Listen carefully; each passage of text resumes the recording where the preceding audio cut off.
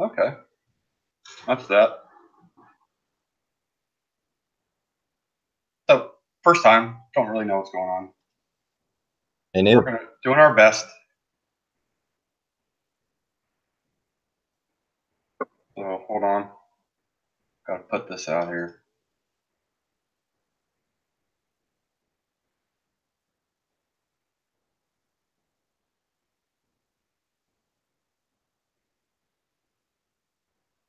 So how was your evening so far? Okay. Yeah. Yeah, let's get into this because we're live streaming. Yeah, I know, but I gotta give people a little bit of time to get on. I gotta set up a few more things. First time, man. First time. Yeah, well, I care not to share my details of my evening with YouTube and the world. But why? Because they don't need to know.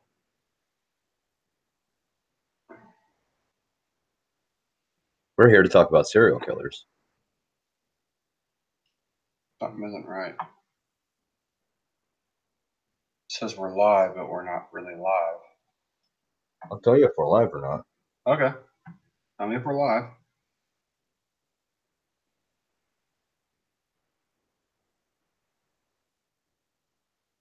We're not live. Yeah, we're live. We are? Oh, yeah. Where's it at?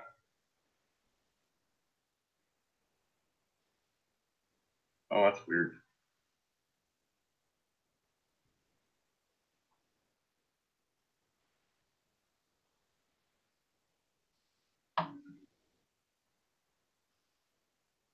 So, yeah.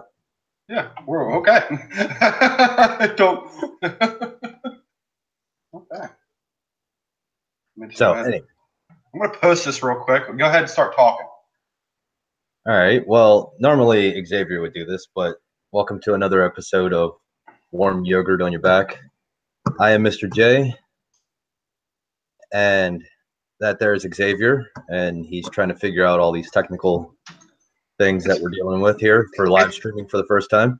It's first time streaming. I don't know shit. I'm working on it. I'm getting there. We got it up and running, so it's a start. Hey, I gave you the it's our first time, so he's dealing with the technical issues thing. So shut up.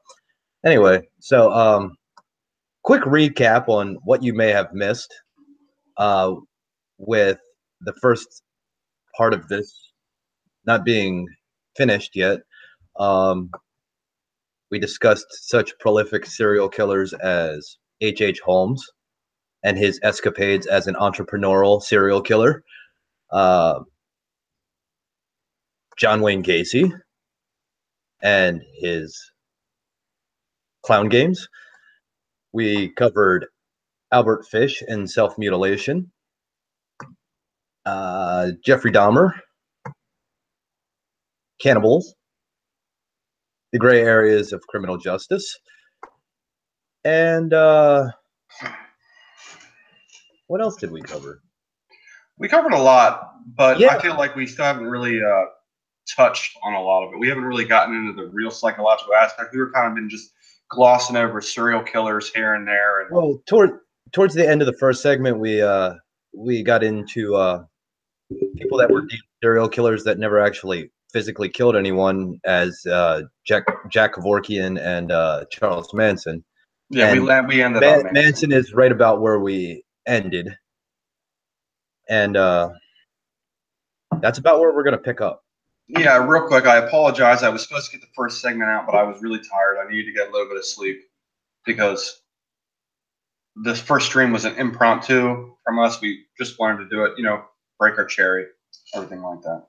So The first part of this, which isn't a live stream, will be out after this. So you could check that out for anything that you may have missed. Yeah.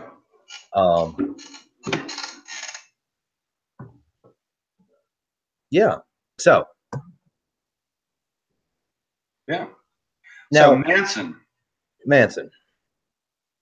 I believe we left off with stating that you basically got to be one charismatic motherfucker to be able to get people to kill for you. Oh, absolutely. It's which I don't see. I mean, he looks like a dirty Jesus. Yeah. Well, so did David Koresh, though. Honestly, I mean. Yeah. Well, I mean, I guess there are a lot of weak-minded people in the world that will follow a dirty hippie anywhere. Sheep. But yeah, but I mean, even still, as weak as the followers may have been, I mean, it does take significant charismatic power. I like to be able to organize it. My brain kind of romanticizes it, where it's like they have this actual power. Like I go straight to like comic book style. My brain just does that. I mean, I know it's not actually possible, but like my brain kicks to that point, and I'm like, wow, that's some fucking power right there.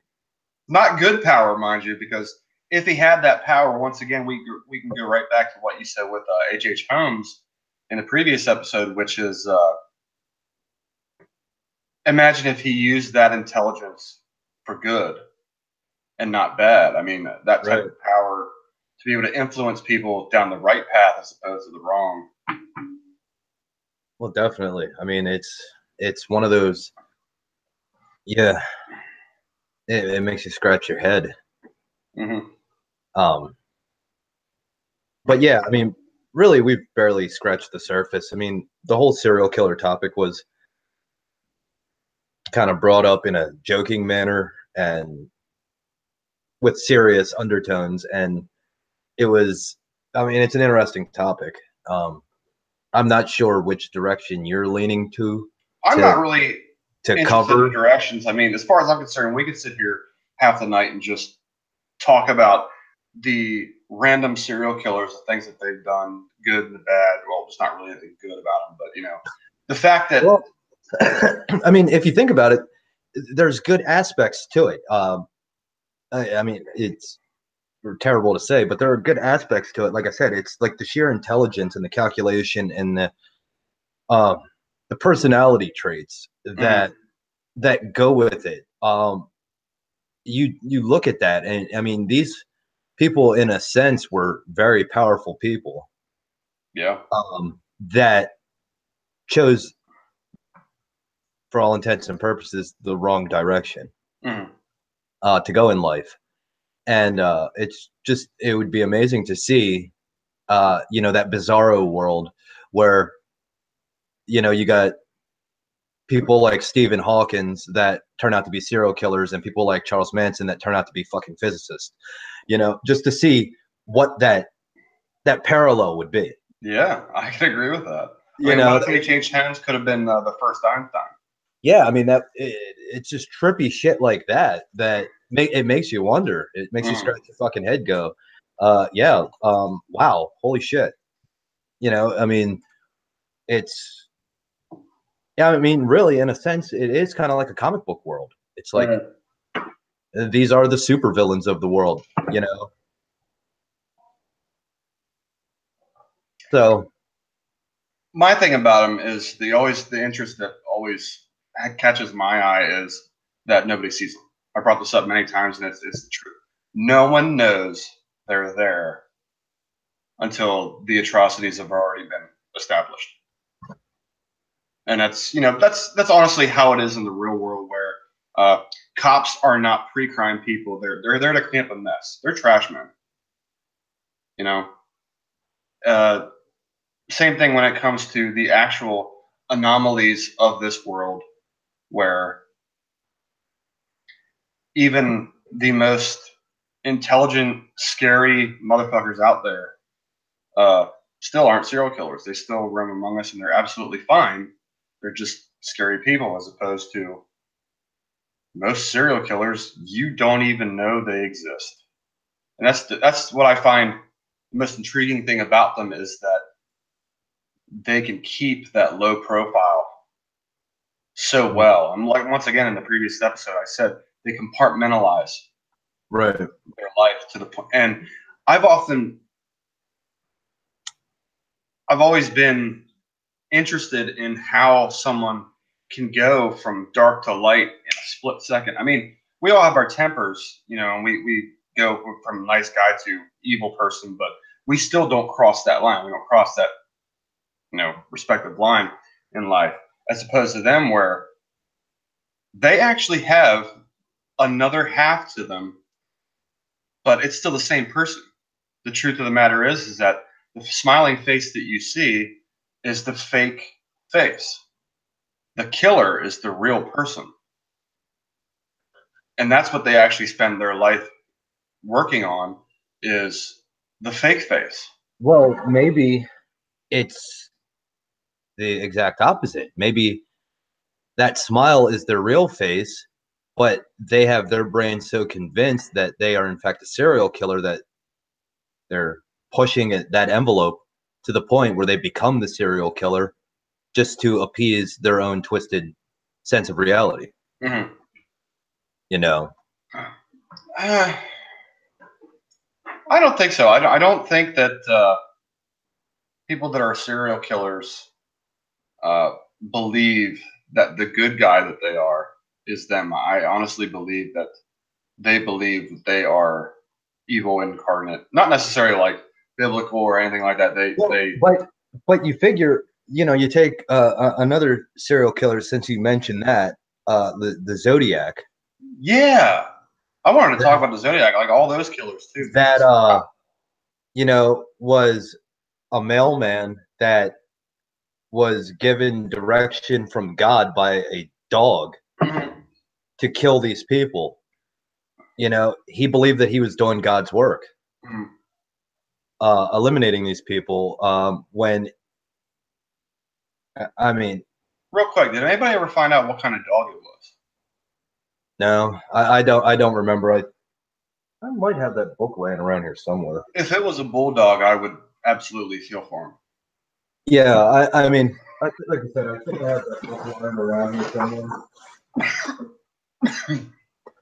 I should have been more prepared, knowing that we were live streaming. But yeah, fuck it. That's all right. That's all right. I probably have it stashed away somewhere. But anyway, yeah, it's just like people taking direction from dogs that comes in the voice of God, and you know, they genuinely think that they are doing good, that they are doing God's work. So you think maybe, I guess you could touch on possibility of religious groups in the olden times. They were, in fact, serial killers themselves. Well, I mean, for the Salem witch trials. Oh yeah, that was a serial killing in and of itself, and that was done by a whole colony. right.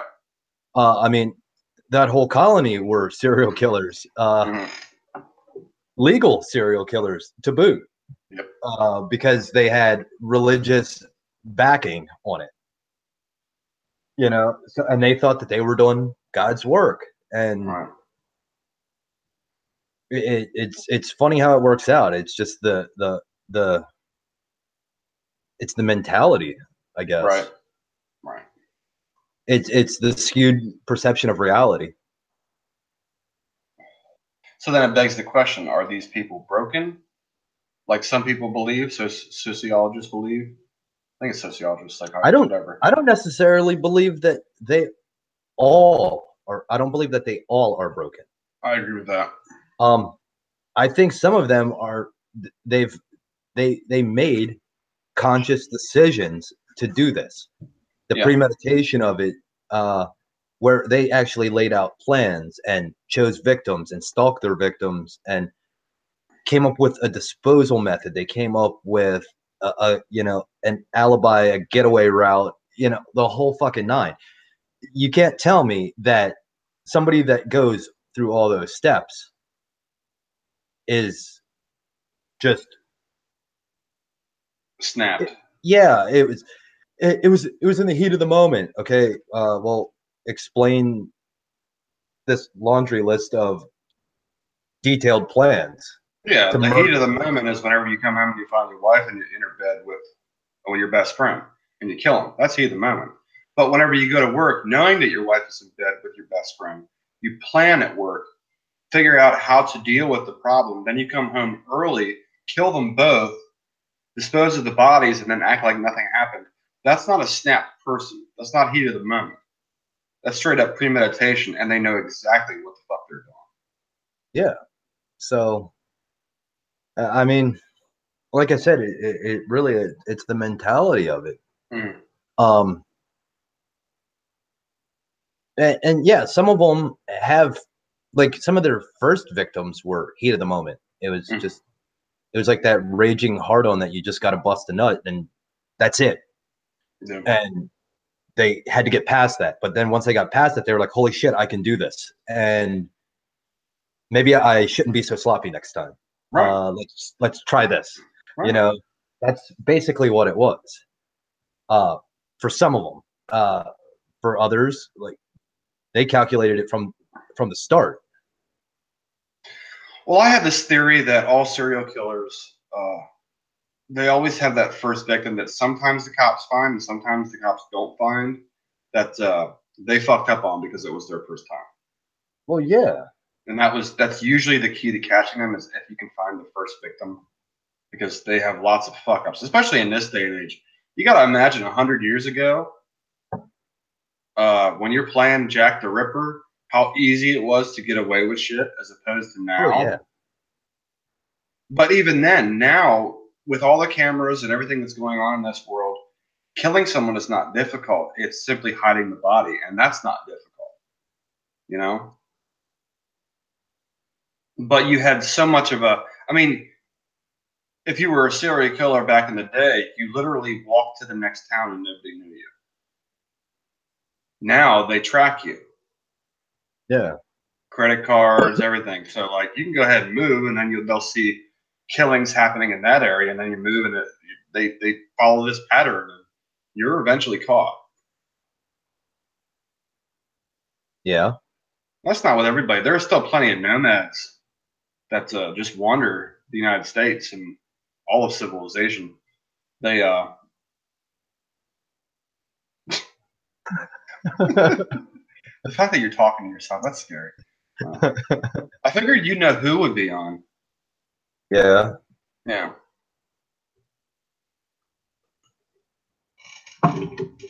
Obey. I even have a couple of cue cards too. No.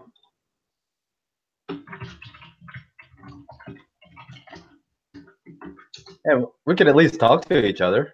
Yeah, exactly. Yeah. It's not a thing. It's not a problem.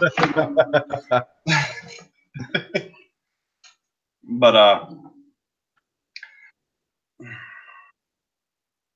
I like the stories of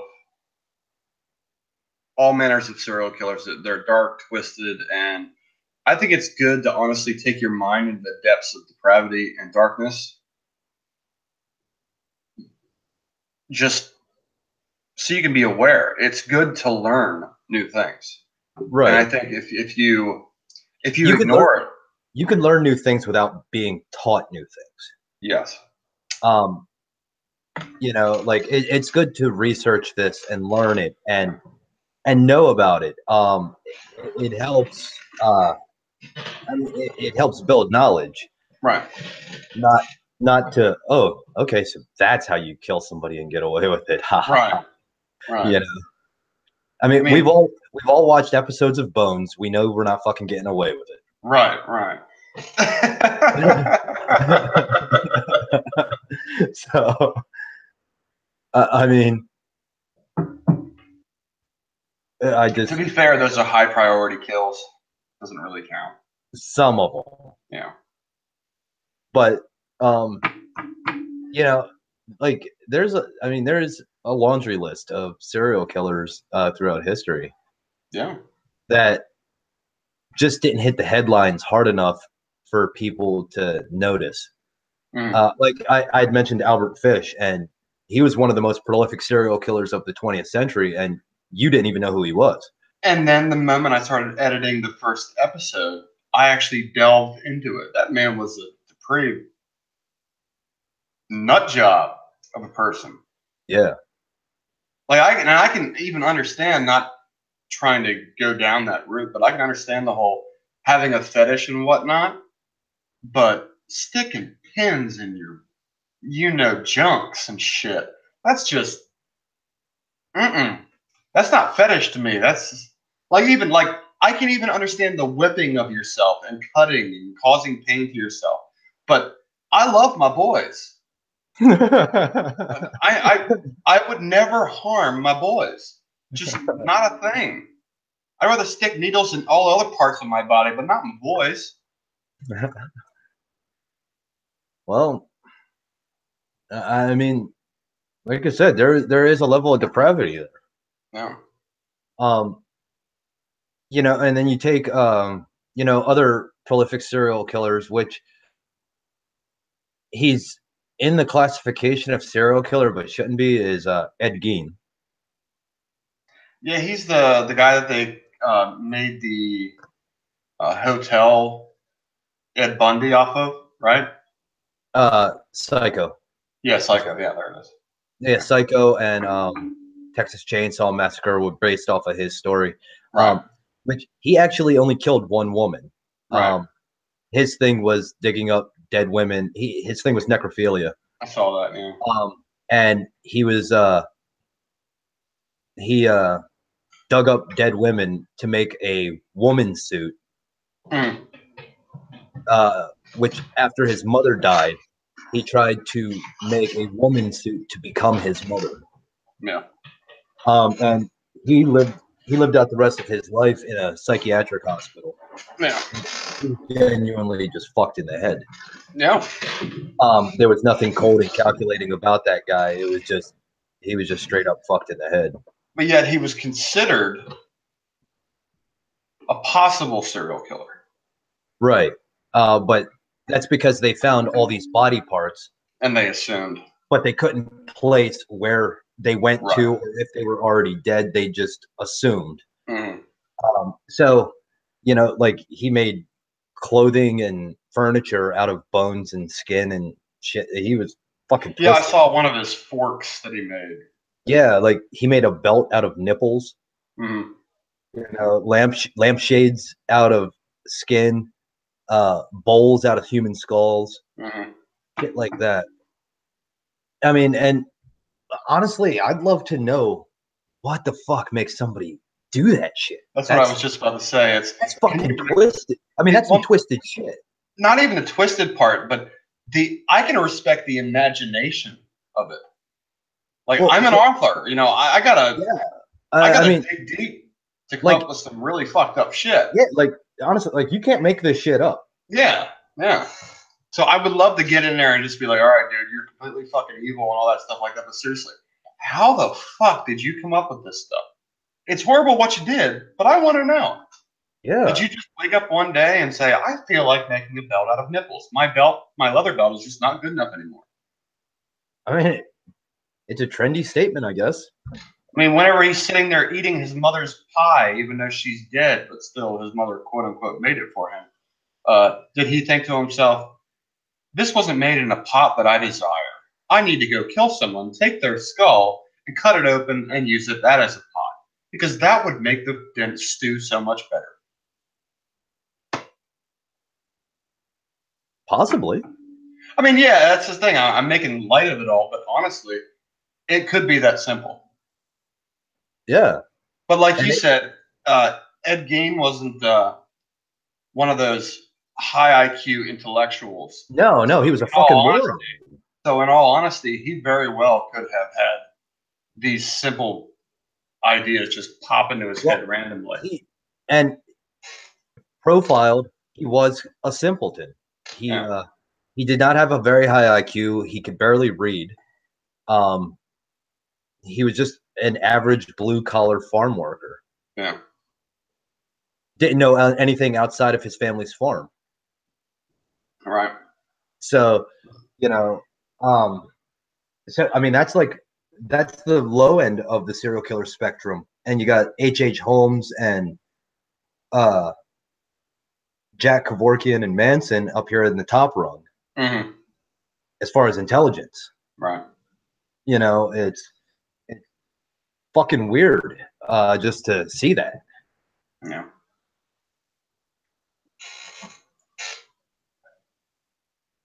So I'm trying to think here.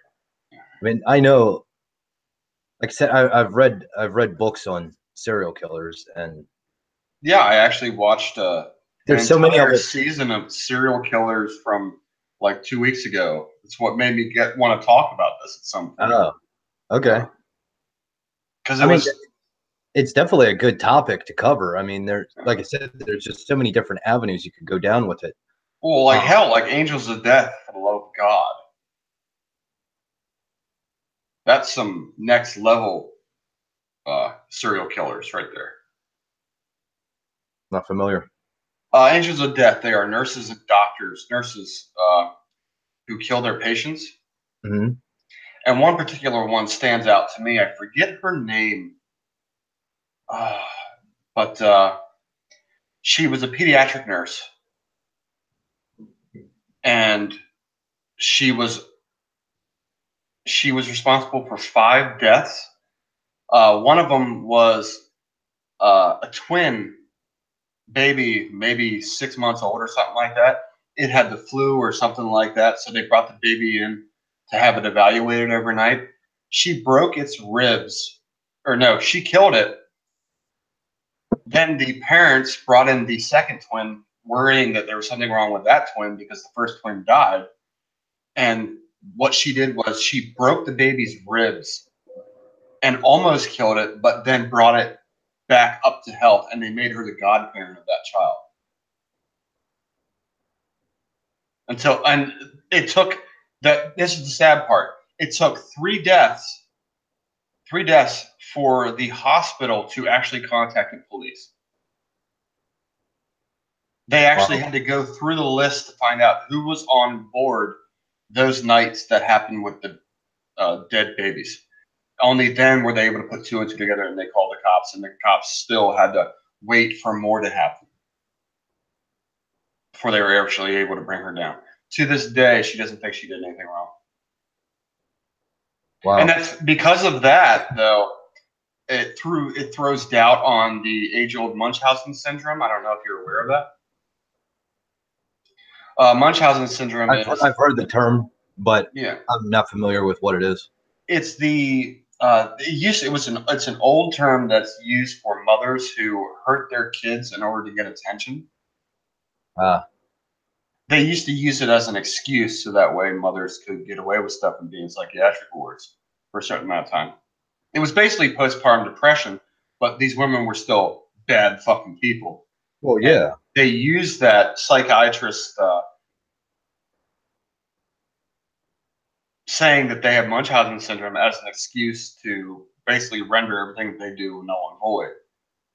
And now it's over the past 20 years it has come into so much doubt that people are starting to think, it's a lie. And that's what a lot of psychiatry is starting to become, is all bullshit is starting to become a lie. And I find that fascinating too. It's the fact that serial killers actually did good because it made us rethink things.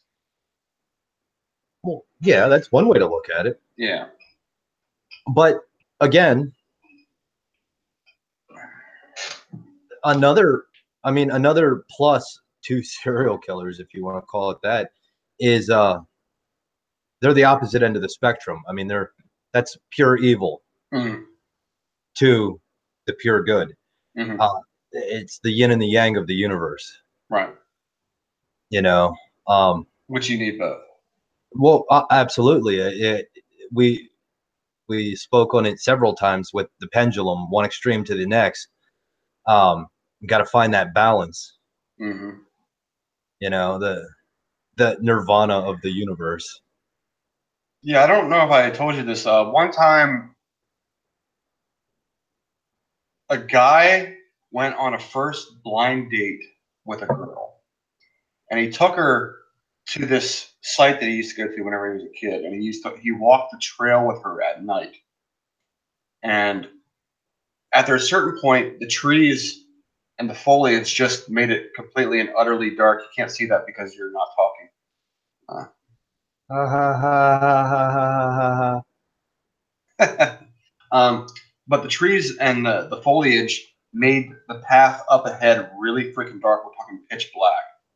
And the guy thought that was really weird, and he wasn't sure if he wanted to go farther. Well, they kept walking until they got to a certain point in the path where he tripped over something. He wasn't sure what it was, but he said he thought to himself, "That's not right. There's nothing that should be there." So he immediately grabbed her hand and walked her back to the car and took her home. Now, 10 years later, they were still married, and they did an interview with, I think it was Gacy. I'm not sure. Don't quote me on that. But they did an interview with him, and they asked Gacy, have you ever been caught? Have you ever had a worry of being caught? And he said, yeah, one time. I was in the woods killing a woman, and just as soon as I was done killing her, a man and a woman were walking up the trail. I hid no farther than 5 feet from them behind a tree, and the man tripped over her dead body.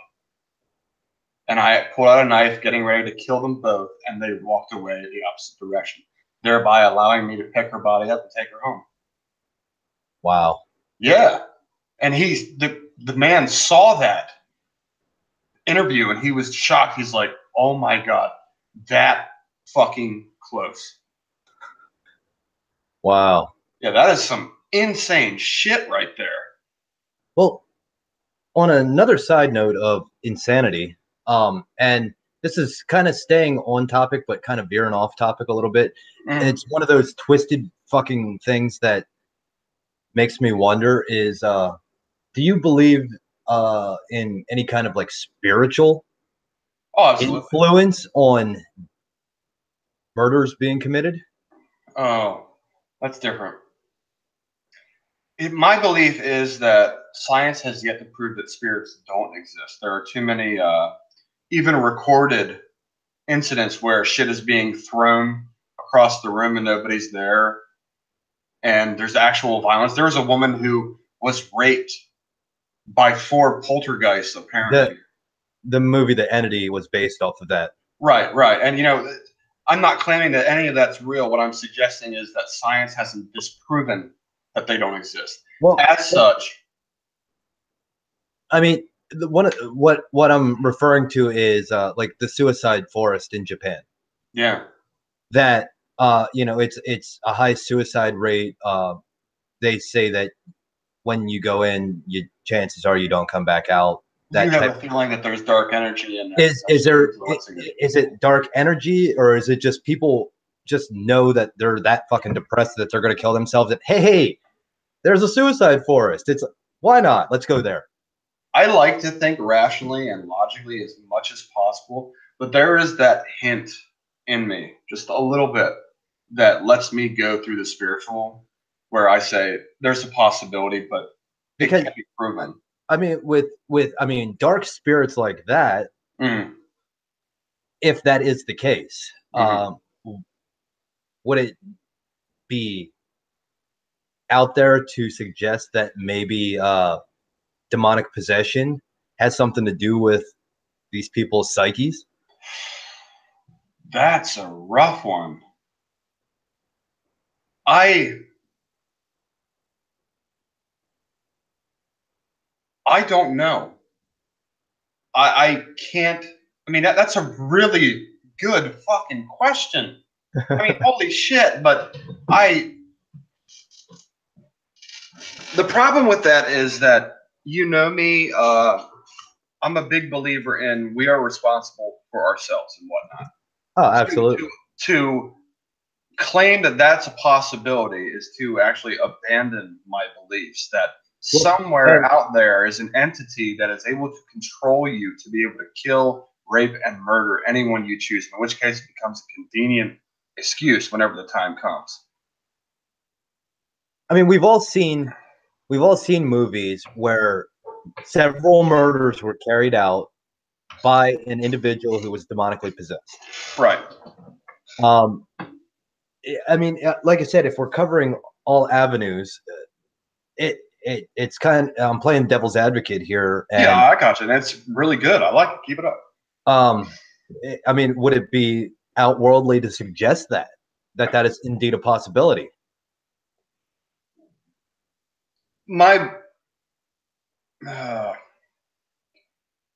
We humans have these old beliefs and traditions that have over the years morphed into something else, but we're very spooked people. We fear what we can't explain. And Right. what I believe is a lot of things that are myth and legend are still based off of fact somehow, some way. Okay. So as such, we run the hey, somebody actually joined. We run the risk of actually we don't run a risk. We actually have to beg the question of Nobody joined. It was me. oh no, yeah, oh okay. We I'm just checking the status of it, with it being the first time. yeah, we can't rule out the possibility because of that. But it does I'm definitely struggling with it just because it's abandoning my beliefs to suggest that there are people out there who literally can't control themselves because something else is making them do it. But then again, honestly, to be fair, then we go right to Charles Manson, where this monster influenced people to kill other people. And I'm still of the belief that they still had full responsibility for their actions, but he did it. He got them to do it. So I guess it wouldn't be too far of a stretch to say, no, actually, it is very possible. But at the I same, actually worked that through my head. That's cool. But at the same time, it would be naive and irresponsible to try to fully understand and gain the knowledge without looking at every single possibility, as unrealistic as it may be. Yeah, I think a lot of the problems with science is that they try to find the conclusion that they desire and they go through the steps in order to achieve that. I think that what science should be is simply you go through the steps and whatever the best possible income or outcome is, that is the actual conclusion. And science has very much been misled down the wrong path because of that, is that they have an agenda, so they fit it by going through the steps to get there. When in actuality, sometimes what was it that Spock said? Sometimes the most logical conclusion is the simplest one or some shit like that. Right. But, it was just one of those things that just kind of popped in my head, and it's like, fuck, that's a possibility. Yeah, it's very much a possibility. I believe that not everything is about a broken mind. It's sometimes it's about a broken spirit, broken fucking soul. Not going down a religious path. Just I believe that there's something inside of us that is more than just a brain. And there are some people that absolutely just have nothing but dark fucking energy around them all the time, and you can feel it. And yeah, I mean, it is definitely an extreme toxicity that I mean, it's like just that bad fucking vibe. Yeah, there are people that you just walk into a room and they're there, and you're like, now I'm depressed. Yeah. And it's not like they did anything. It's just they are constantly bitching, whining, drama queen. Don't go anywhere in life, so therefore the world is a horrible place. So, and they just drag you down just simply with their presence. Yeah, it's kind of like drinking normal coffee now. Ugh. just makes me fucking sad. I apparently I'm sad all the time, so fuck you.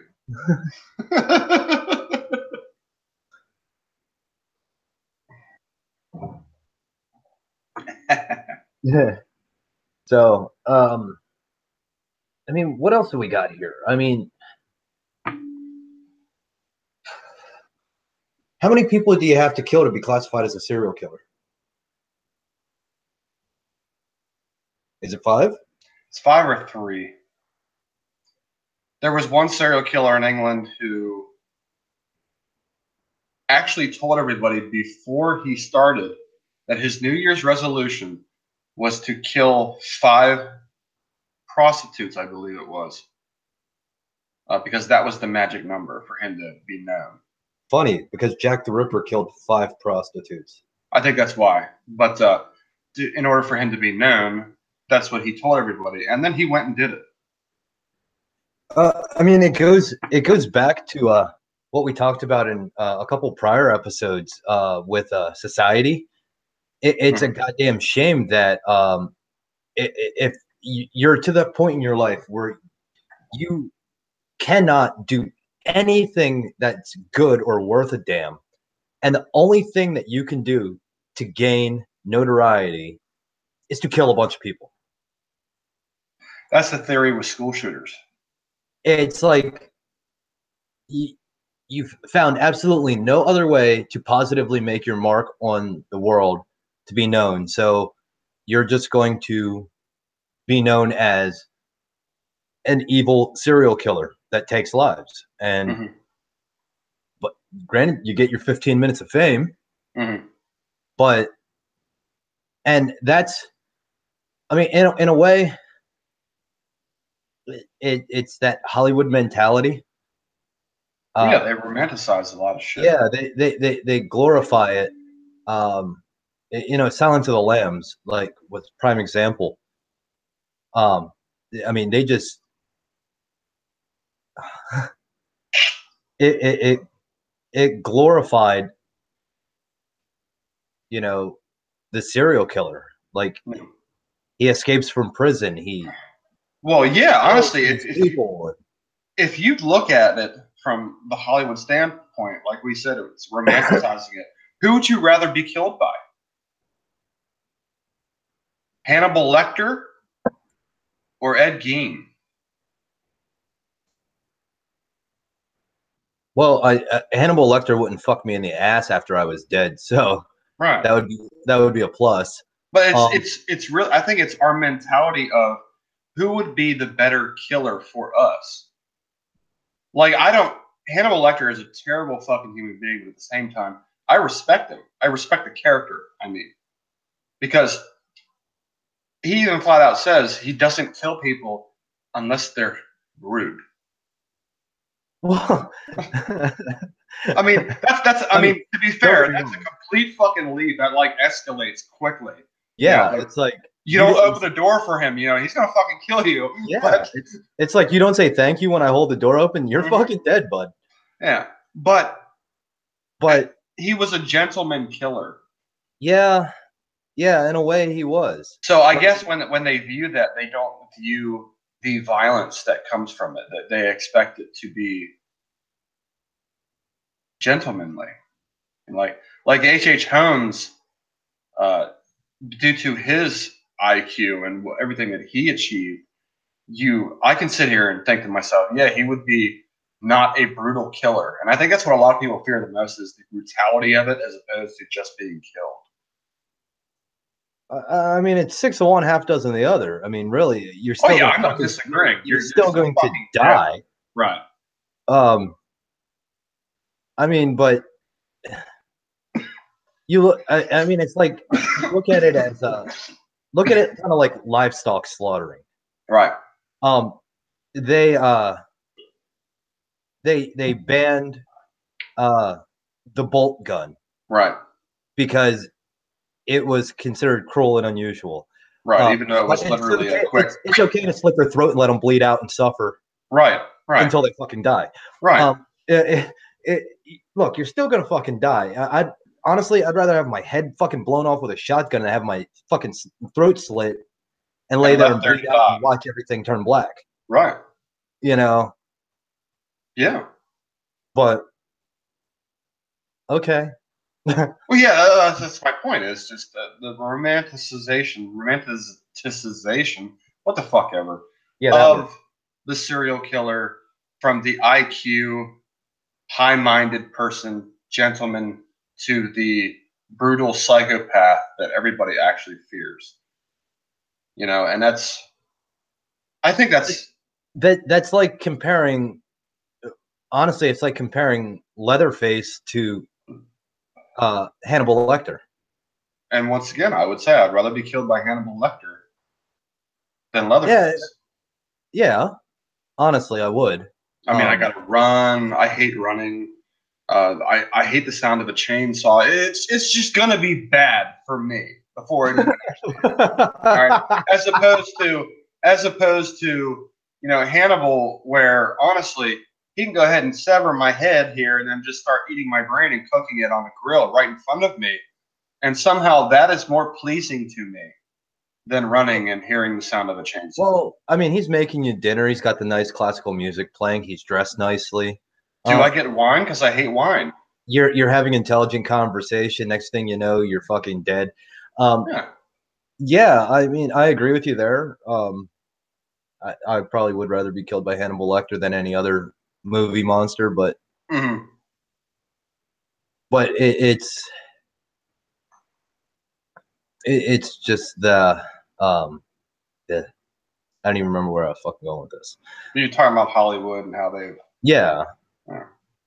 it's that's not how it is though. That's not the reality of it. You know, what we need out of Hollywood is that dark, gritty, real killer. This is yeah. Like they were on something. Like the Black Dahlia murder. Yeah. I mean, that was fucking brutal. Yeah, it was. And they still never found the still unsolved. Yeah. Well, it's the same thing with the guy with that wore the Zodiac. Yeah, the Zodiac guy. That's still unsolved. And even people, and even Jack the Ripper is still technically unsolved. Right. So they have guesstimations on who it might have been, but that's all it is. It's too late now. You can't. I mean, if anything, that's more romanticizing than what Hollywood's doing. Yeah. Because the sheer reality of it is these motherfuckers got away with this shit. And that's what I like about this topic is for every serial killer that we talk about, they're the ones who were caught. There are others out there who have never been caught and they never will. And that's scary because that's the actual reality. And that's the problem is a lot of people are stuck in their own reality when it's not actual reality. It's just their own reality. I myself live out in the middle of fucking nowhere. It's my own reality. I don't have crime. I don't have to worry about people breaking into my home and things like that, as opposed to you go close to where you live and any given day you can worry about being shot, killed, that sort of thing. I don't think there's serial killers in your area, but honestly, you never know. I wouldn't doubt it at this point. Yeah, I mean that's the reality of the actual reality, which is you don't know. There's a highway north. I think it is in Canada. I'm not sure, which is really odd because Canadians are fucked up. But it is known as a serial killer fucking highway. Like women disappear en masse on that road, and they are never found again. I mean, you also got to take into consideration. I mean, you don't hitchhike at this day and age. No, you don't. That's the other thing about. I saw this one thing about Halloween candy. You know how every year we check the candy for whatnot?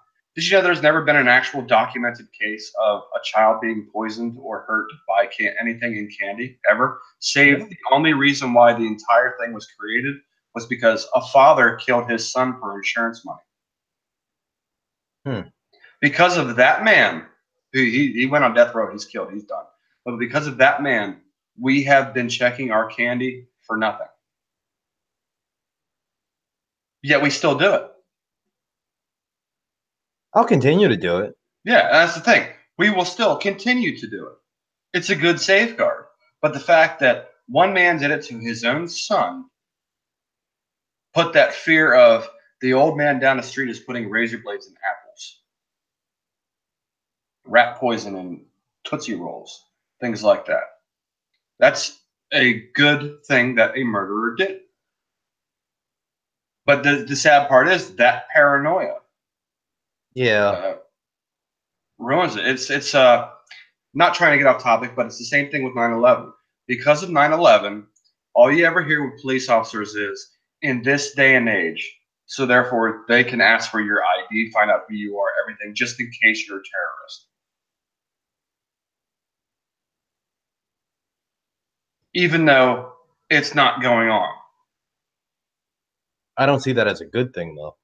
Neither do I. But yeah, I completely agree with that. I ever get the chance, seriously, people, go to First Amendment audits on YouTube. It's insane the amount of disdain police officers have for people in First Amendment rights. When you're literally doing nothing wrong, taking pictures on a public road, and they harass the shit out of you, claiming terrorism. But anyway, I'm not trying to get back. Huh. Anyway, here. I'm trying to get. My point is that with the good and the bad, the problem is the paranoia that is involved with a lot of the stuff that goes on. So now, because of what was his name? That the guy who had the dog telling him what to do. The Zodiac. No, the Zodiac was the guy who killed. I'm sorry, the son of Sam. Son of Sam. There you go. Thank you. He was stopped because of a broken taillight. So now, as such, cops go out of their way to pull over every person with a broken taillight, hoping for that drug bust, hoping for that killer. When in actuality, most people are being harassed for a fucking taillight. And that's the problem, I believe, is that people think this is the norm. And it's unfair to a lot of people who, in almost all circumstances, it's nearly impossible for you to ever run into violence in the United States. There are hotspots all across the United States where these things happen often, gang shootings, things like that. But for the most part, violence is almost null and void. And it's an insult to act like we have to live in such a paranoid fucking world. But because of things like this, we have to. We can't hitchhike anymore, like you suggested, because. Well, I mean, I'm fucking armed on a regular basis. Right. And I still wouldn't fucking hitchhike. Right. I had one case. I like to watch a lot of spooky stuff with Izzy on YouTube, spooky stories, and Mr. Nightmare on YouTube. Seriously, check him out. Awesome.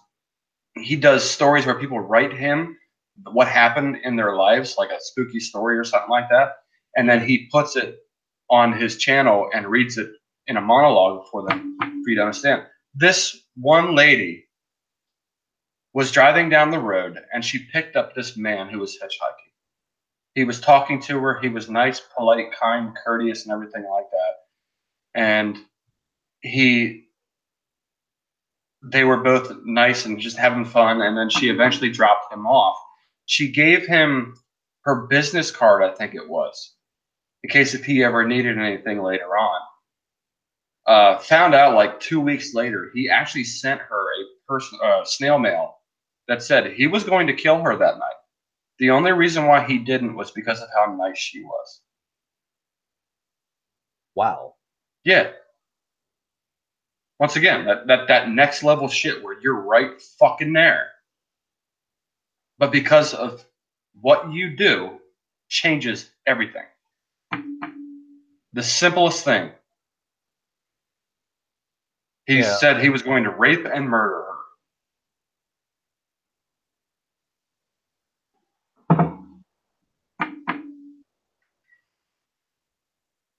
Yeah, I but find those stories crazy are awesome. it's it's uh it's funny how the human mind really works, though. Yeah. Well, once again, another reason why I love this topic is just because my brain doesn't think that way. I don't think to myself, how can I hurt someone? I know I can.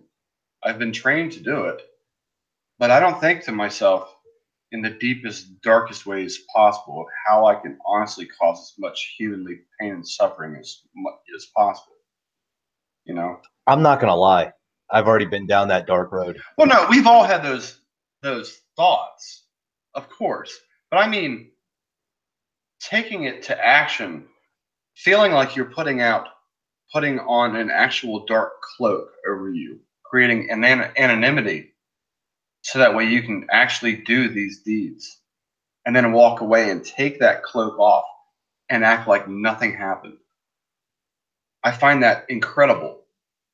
Not the deeds. I will never glorify what they do, but the human mind aspect of it. It takes a certain kind of person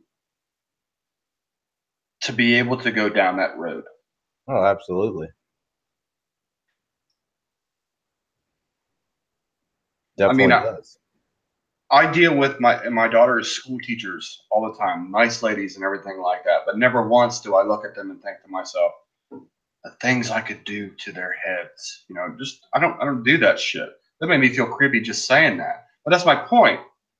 But yet there are people that walk around and honestly do that, and they feel nothing, none.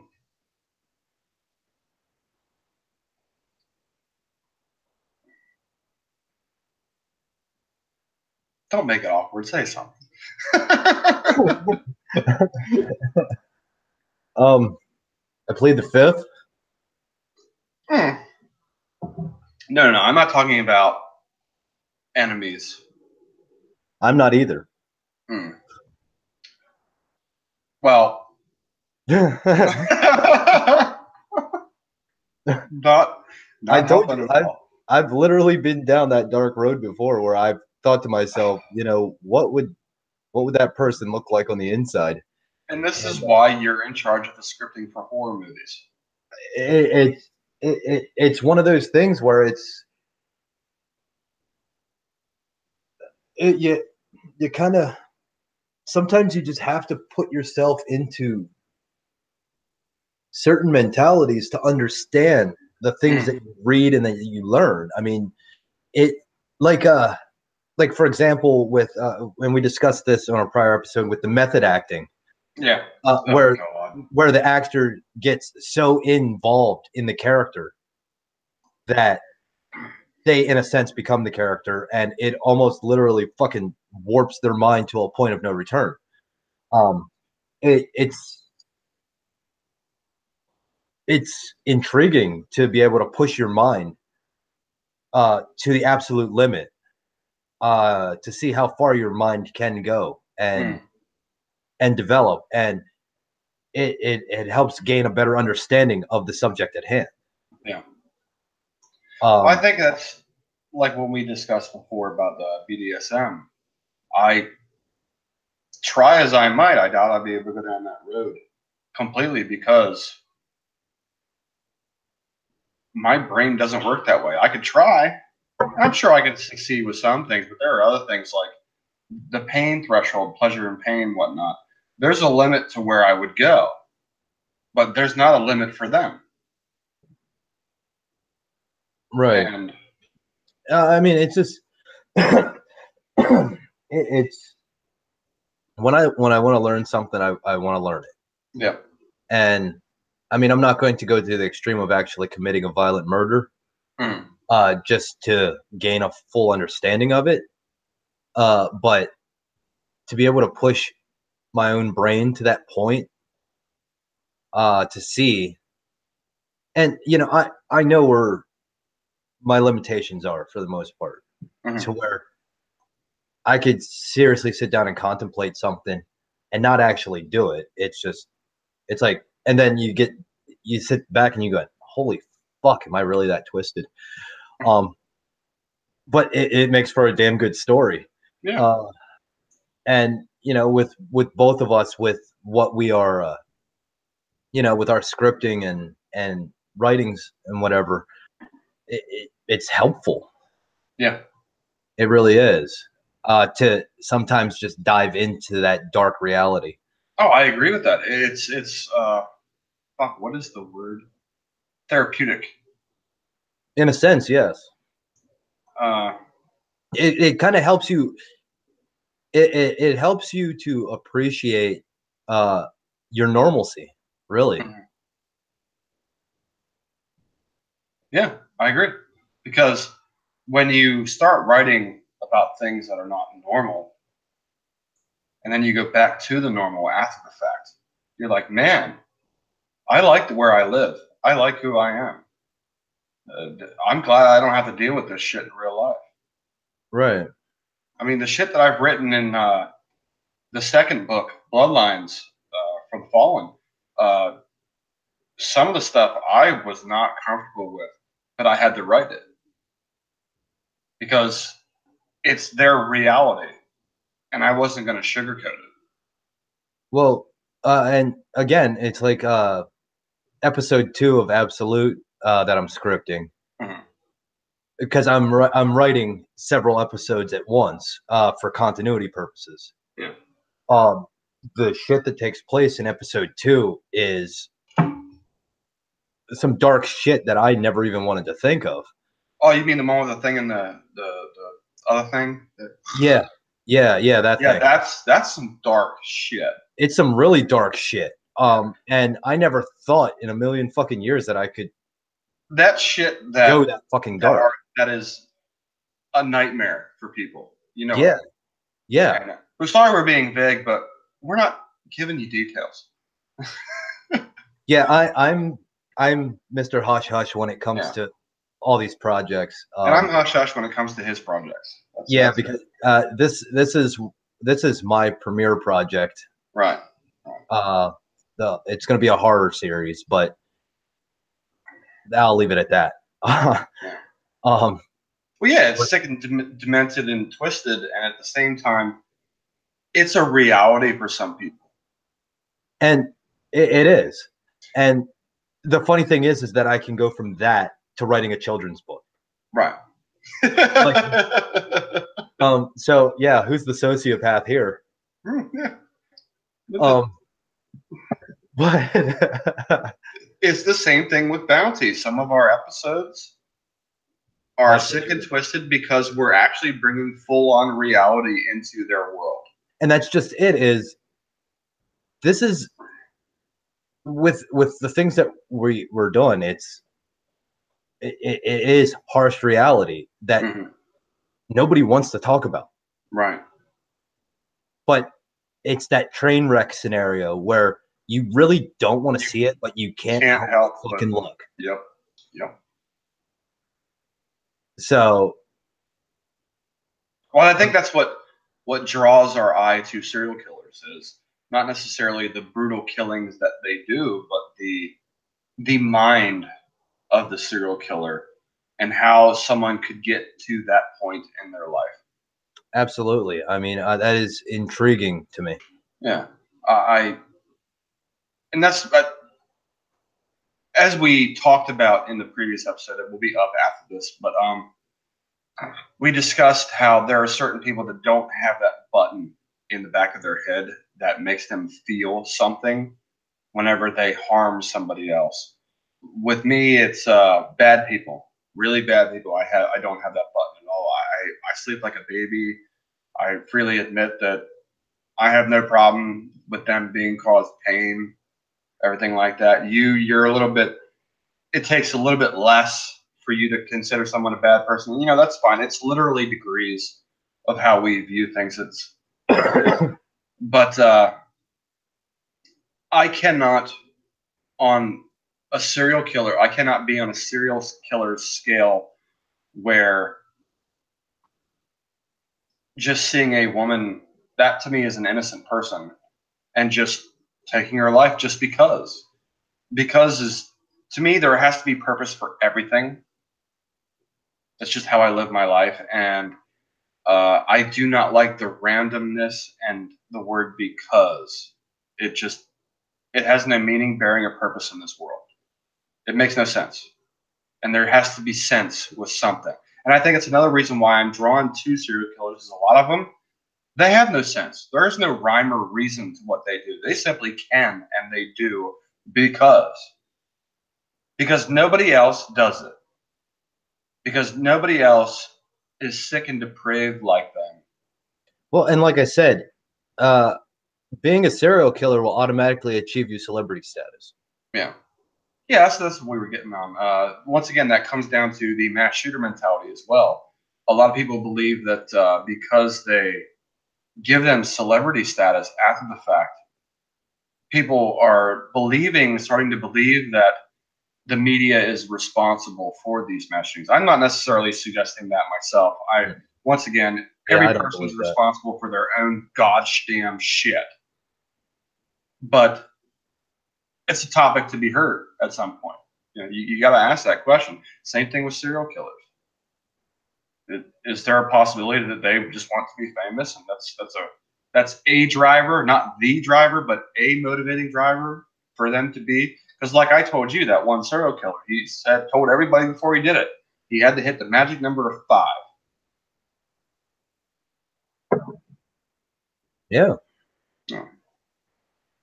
I don't know. Yeah. I mean, I'd love to know what makes them fucking tick, to be honest with you. Well, a lot of this stuff is so taboo. It's like with a lot of things that people don't like. You recently stated they don't want to talk about it, right? Because it is such an anomaly. The problem is that because it's an anomaly, in my mind, it needs investigating. If it's so rare, so random, and barely ever happens, you need to figure out why. Right. Not necessarily that you can stop it, because let's be honest, these things are going to happen in every civilized society, no matter what. And you know, and like I said, it's a shame to say, but they are serial killers in a sense are almost a necessary evil. It reminds people. What's that? It reminds people. Well, that and it I mean, yeah, it shows you the pure evil that the human race is capable of. One, two. I mean, it's like you pointed out. There's a lot of protective laws that are in place now due to the actions of some serial killers or killers in general. It's almost I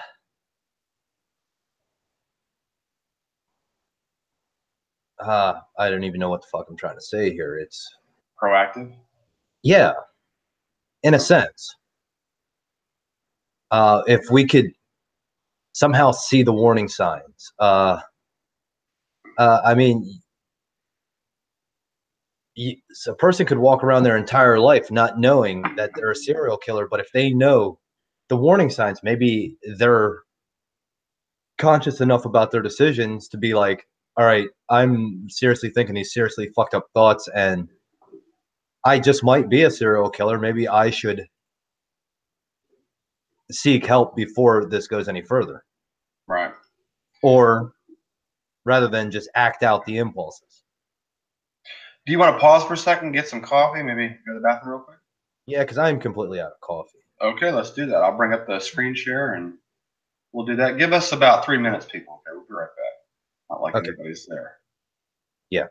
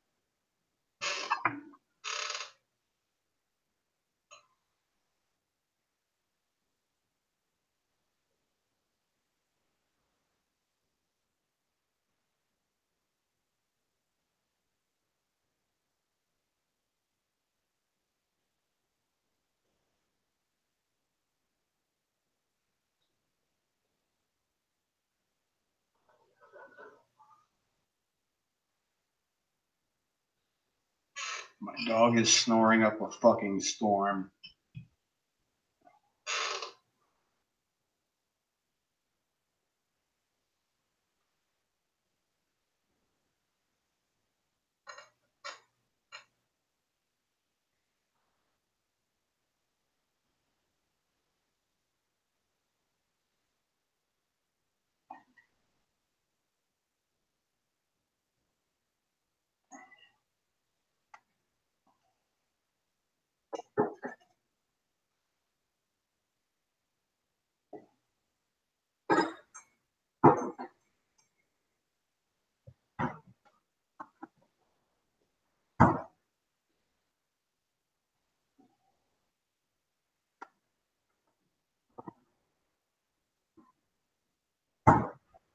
Apparently, it takes a long time to make good coffee.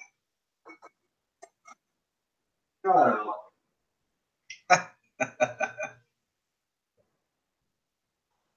had to dig up some source material. Oh, there you go. That's what took me so long. So we had a viewer for like 2 seconds. it was me. Oh, I figured it was you. Like I said,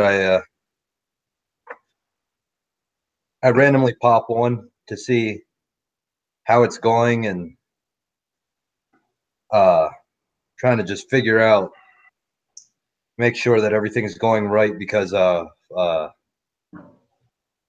this first being the time. first time. This was also so sporadic and whatnot. I didn't even get a chance to put this on any other social media. It was just on Facebook. Oh, okay. So once again, I figured our greatest fan would be here, though. Yeah, that's all right. Yeah, I'm not complaining. You know who you are. I'm not complaining. So yeah, I mean, I'm just quickly paging through this, and Mm-hmm. yeah, like here's a H. Holmes segment. Yeah, that was at the same time as Jack the Ripper. Yep.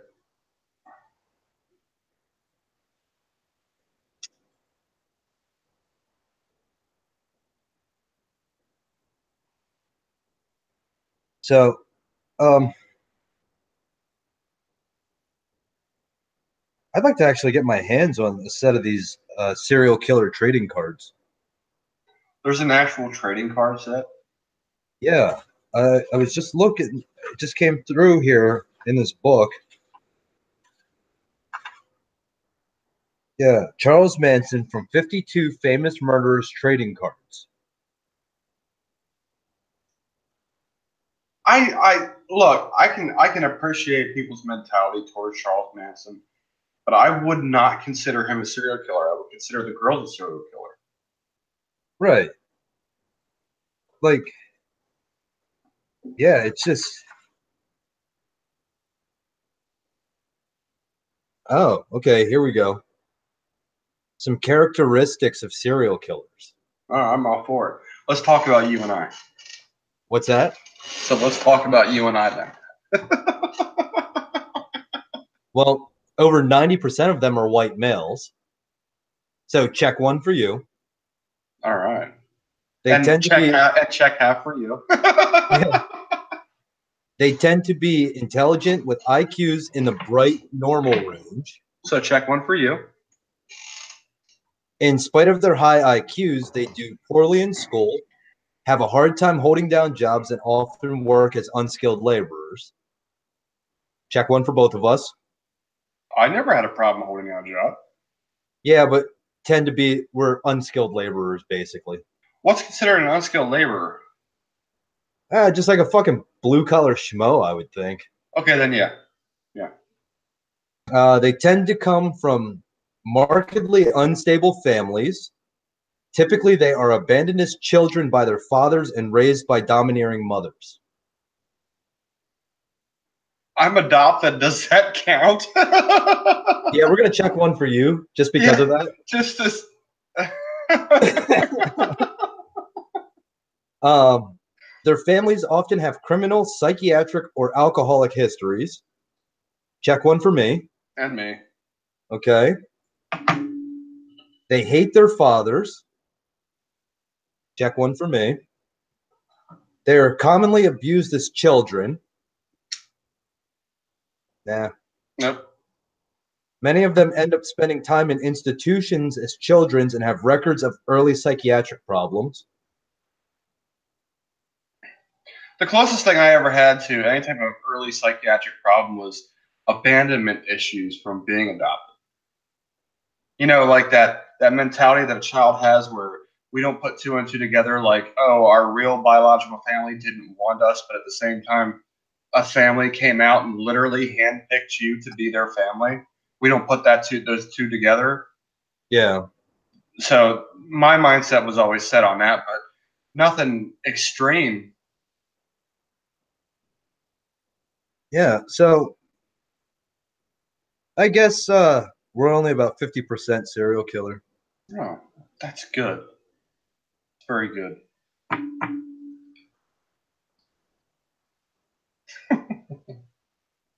Well, okay.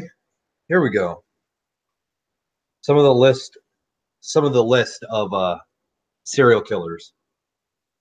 The Axeman of New Orleans. Who's that? Um, he. You never watch American Horror Story? No, I hate that show. They actually romanticized that particular serial killer. He would walk through the street. He was an axe murderer. He'd walk through the streets of New Orleans and kill people with an axe. Time And period? uh, It says 1953 here. Wow. But he made an announcement in the newspaper that if people were playing jazz music in their house, that he wouldn't kill them. Okay, now I'm starting to remember. Okay. Got That's the some honeymoon next. killers. Hold on, though. That's some next level shit. What I enjoy about some serial killers is the boldness, the fucking balls of some of them to just come out and like send mail to police and whatnot, give them clues. Yeah. That's some ballsy shit. Because then it turns into a game. I'm trying to outwit you. And that's the funny part is it takes a massive amount of people to outwit a single person.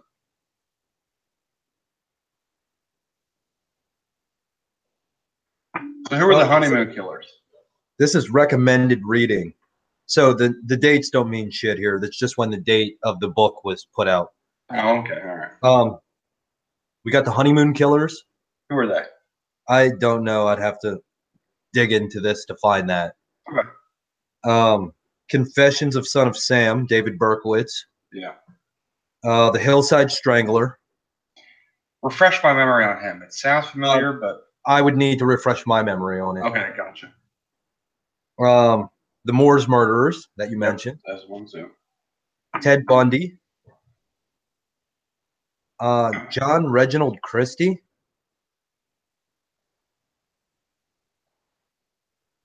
The name piques my interest. The Cleveland Torso Killer. Jeffrey Dahmer. Albert DeSalvo, the Boston Strangler. What was that previous name? John Reginald Christie. Okay, go ahead. Keep going. Albert Fish. John Wayne Gacy. Ed Gein. Okay, stop. John Reginald Halliday Christie. April 1899 born, died 1953. Known to his family and friends as Reg Christie, was an English serial killer and a necrophile active during the 1940s and early 50s. He murdered at least 8 people, including his wife, Ethel, by strangling them in his flat in Nottingham, London. Christie moved out of Rillington Place during 1953. Soon afterward, the bodies of 3 of his victims were discovered hidden in a wallpaper-covered alcove in the kitchen. 2 further bodies were discovered in the garden, and his wife's body was found beneath the floorboards of the front room. He was arrested and convicted of his wife's murder, for which he was hanged. Wow. Yeah. Interesting. So now that I actually know how to do this stuff here, I can go ahead and research while you're talking. Give me more. Oh, wait, hold on. Hillside Strangler.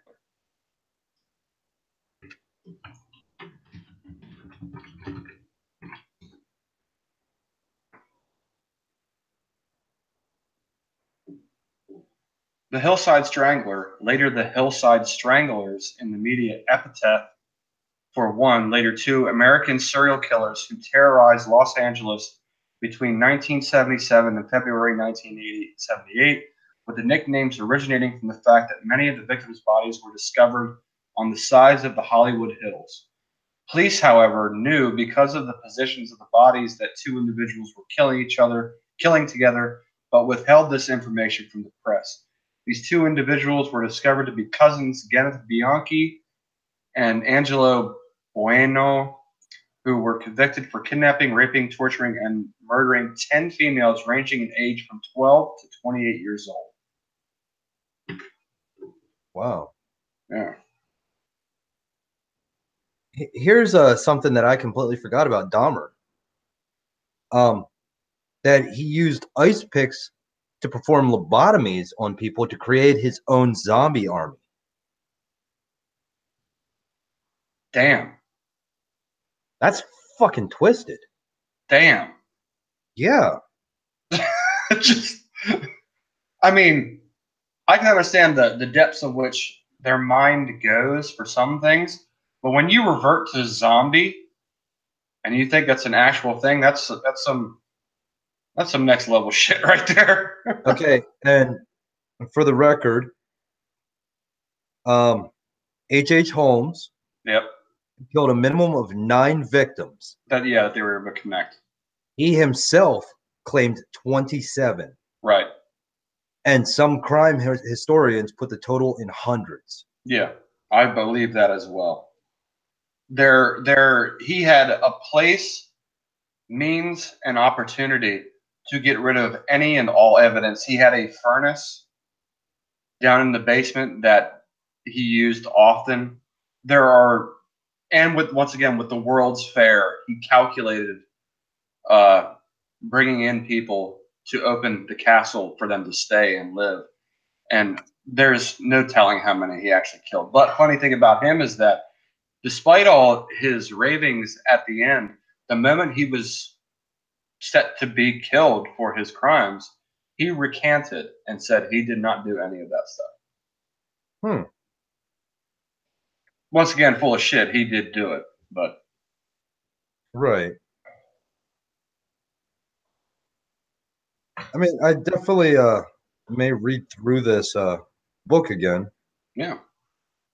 Because it's got some really interesting shit in here. Yeah.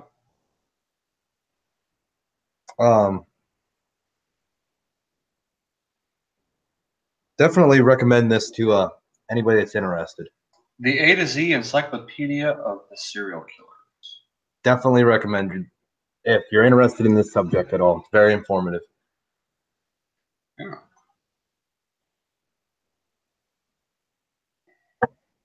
But yeah, I mean that's some interesting shit there. Yeah. Yeah. Ted Bundy, he was the house killer, the guy who killed his family. He was the good looking guy that was really charismatic and killed a bunch of women.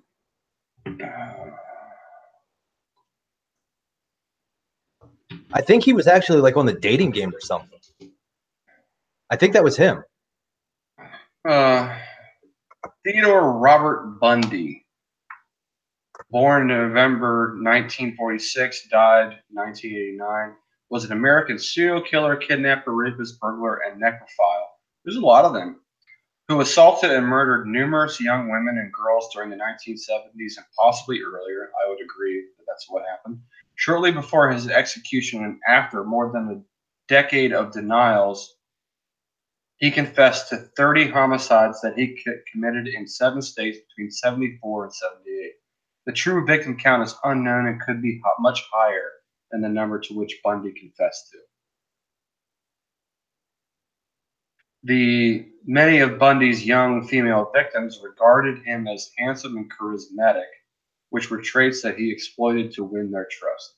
He would typically approach them in public places, feigning injury or disability or impersonating an authority figure before overpowering and assaulting them with more secluded locations. He sometimes visited. It was Bundy, not Gacy.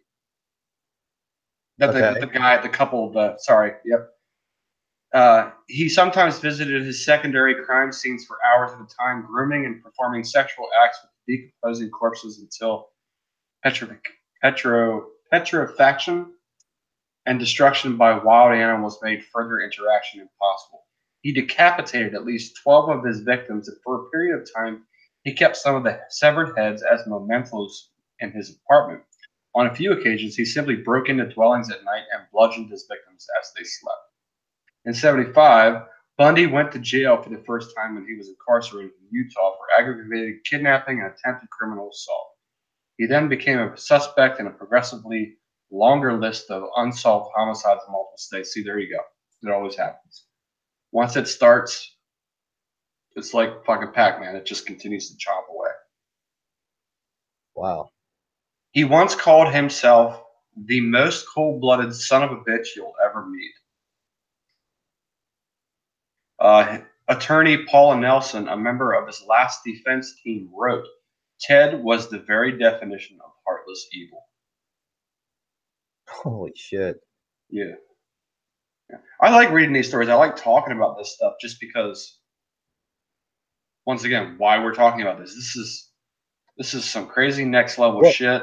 Well, what always trips me the fuck out here is that the necrophilia aspect of it. That's fucking beyond twisted. Yeah, yeah. Like the irresistible urge to crack open a cold one. Yeah. I mean, it's really fucked up that. I mean, it's already bad enough that you fucking kill these people. Now you got to have sex with their body. Right. It's like, oh. He said he was recounted in confessions. The big payoff for me, he said, was actually possessing whatever it was I had stolen. I really enjoyed having something that I had wanted and gone out and taken. Possession proved to be an important motive for rape and murder as well. Sexual assault, he said, fulfilled his need to totally possess his victims. At first, he killed his victims as a matter of expediency to eliminate the possibility of being caught. But later, murder became part of the adventure. See, I said it's a game.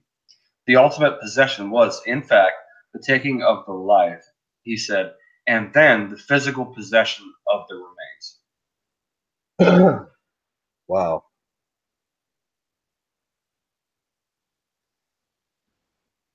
That's some creepy shit there. Yeah, and it's like this is what I wanted to delve into. Is this right here? I didn't think that we'd be doing this, which is really fucking cool. While talking to it, he confided in an FBI Special Agent William Hagmeyer of the FBI. He said that after a while, murder is not just a crime of lust or violence.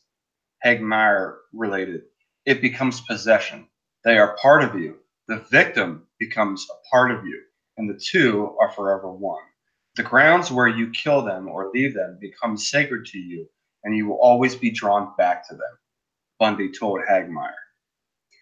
He said, Bundy told Hagmeyer that he considered himself to be an amateur, an impulsive killer in his early years before moving into what he termed his prime or predator phase at about the time of Linda Healy's murder in 1974.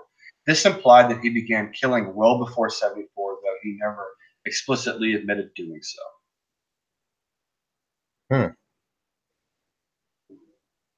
Yeah. That's what I like. So it began impulsive and turned into a more calculated game for him. Yeah, yeah. I mean, if I were to become a serial killer, and I'm not saying I ever would, but if I were to ever become a serial killer, I think the thing that would get me off the most is the game with the police. Yeah. Yeah. The game. If you can. Yeah, you got it right there. Yeah. Even with modern science and everything that is humanly possible that they can get you on, it is still not difficult to outwit a cop. No offense, but it's true. Not because they're dumb, but because as a killer, you have the element of surprise. You don't know where they are, or the cops don't know where you are. They don't know what you're doing. You've already committed the act. How you proceed from there is what actually gets you busted. Right. All a cop can do is look at the evidence of the already created situation. And that's where they take their lead. Once again, it's not an insult to police officers saying that they're dumb. It's just killers have that upper hand at all times because at will they choose the battleground, and the cop has no choice but to follow.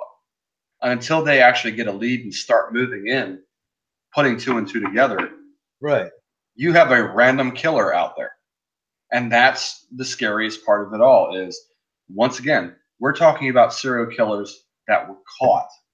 How many of them are out there that were never caught? Because there are countless murders that happen and disappearances that we just chalk up as literal disappearances that no one looks into because there's no evidence to look into it. Where are they? Do they fucking exist? Odds are no. You cease to be in this world, odds are you're dead. Yeah. In this day and age, honestly, with cameras, every single means to track you down. I mean, you just walk by an ATM across the street and they got you. You have to literally move up to Alaska into the fucking wilderness and hope that nobody finds you. And even then, they still might find you. So, once again, the odds of you disappearing in this world means that your odds are much higher of being fucking dead. And then you got to ask yourself, if that's the case, how many other people are gone by the same hand? Yeah, this is true. And that's all a cop can do. They can speculate, and they got nothing to point at. Very interesting point. Well, it's what boggles the mind every now and then. It's we sit safely in our homes when we go out to work and things like that. But in actuality, it could be any single fucking person you're smiling at. They're smiling back at you. They're planning your demise. And by pure luck of the draw, you simply press the gas pedal to go past the green light instead of stopping near the vehicle. Well, and what's that one statistic? Like 1 in every 30 people that you encounter on a city street is a murderer or some shit like that. Yeah. I'm not really sure, but we can look it up real quick.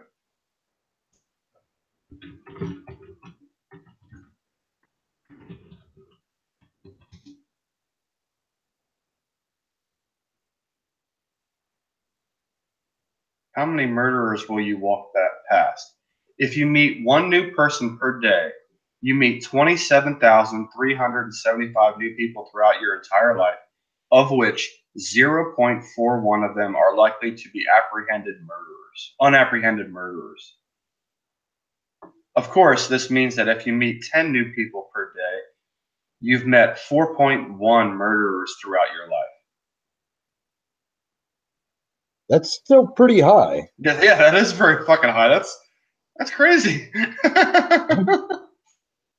And then I got to ask myself, well, if that's the case, I live in a town of about 1,500 people.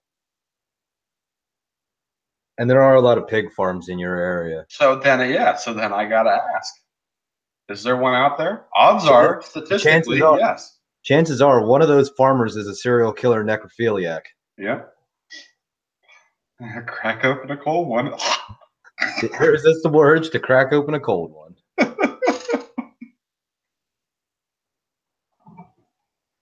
But that's the thing. When we're talking about this, I'm not thinking to myself, because of this newfound knowledge, statistics-wise, whatnot, we should all be paranoid.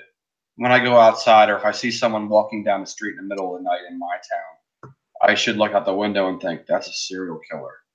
Like, no. I mean, there's some people that you look at, and you gotta fucking wonder. Mm-hmm. But most of those people that you gotta fucking wonder are not.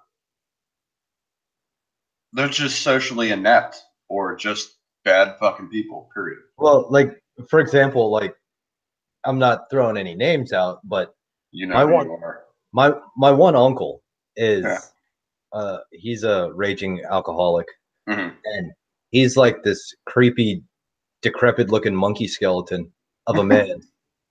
Like, you would look at him and go, holy shit, he probably like murders women and buries them in his fucking basement just to look at him.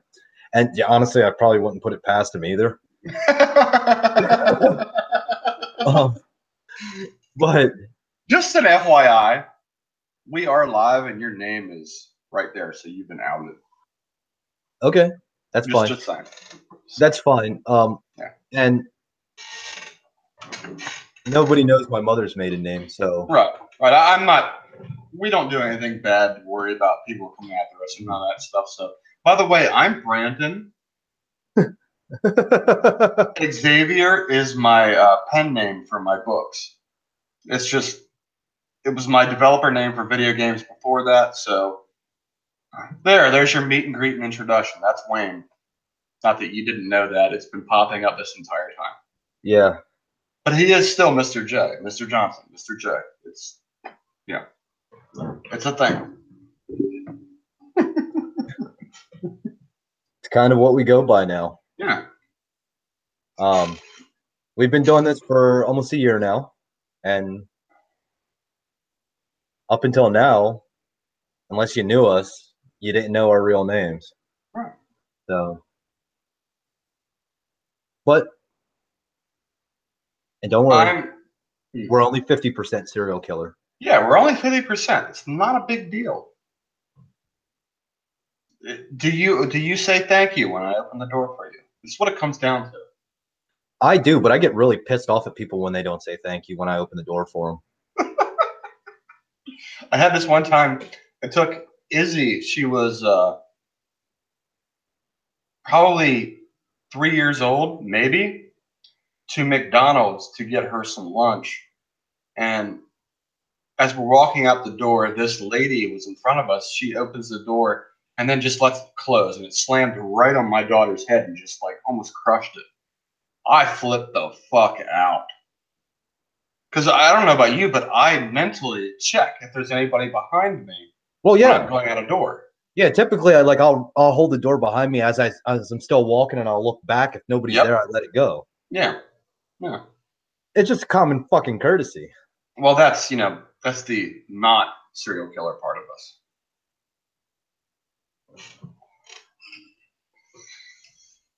But I mean, there's already been times where I've slammed the door in people's faces because they didn't say thank you. Right. Well, that's just common fucking courtesy. Or we're at a club dancing and somebody bumps into me and I throw the guy across the fucking dance floor. You dance? In my younger days, and enough alcohol. I got you. Yeah. Everybody has moves when they're drunk. Dude, I have no fucking rhythm, even drunk. I just think that I have rhythm because whiskey tells me so. Oh, okay, that makes sense. Whiskey's like, hey, you got rhythm. Get out there. And it's like, oh, fuck. Somebody's got this shit on YouTube now. So, what you're saying is whenever I come visit, I got to put you on YouTube with Whiskey, your best friend. Oh, yeah.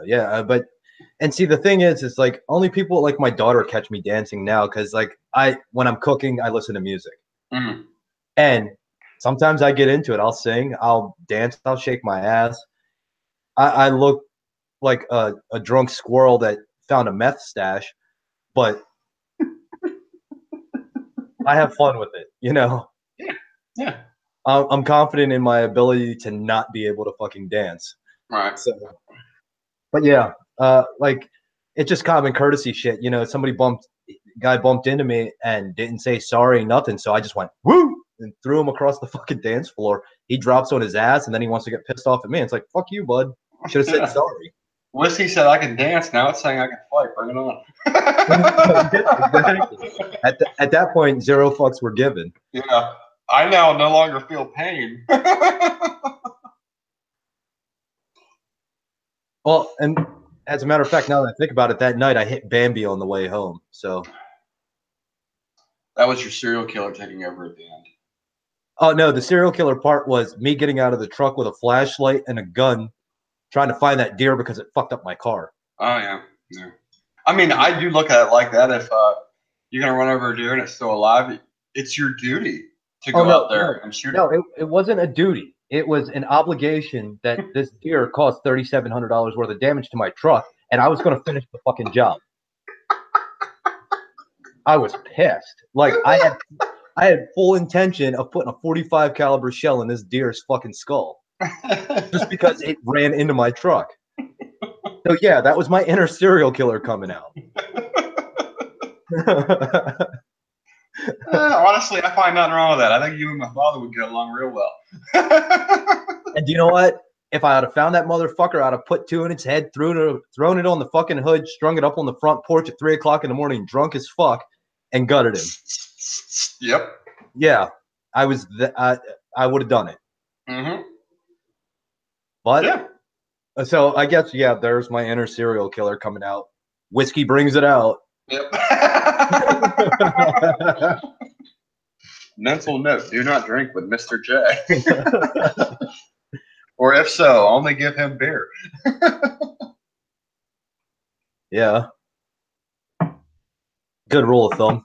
Yeah, good rule of thumb. I like it. Have you ever thought you might have met one? A serial killer or just somebody that's killed someone? Once again, degrees whenever it comes to killing, it's not really a thing because I've literally met someone that's killed someone. My one of my cousins actually was just released from prison a couple years ago for executing her husband. I was in a cell with a dude who killed 3 people. So not one of the nicest guys I've ever met. Really fucking odd.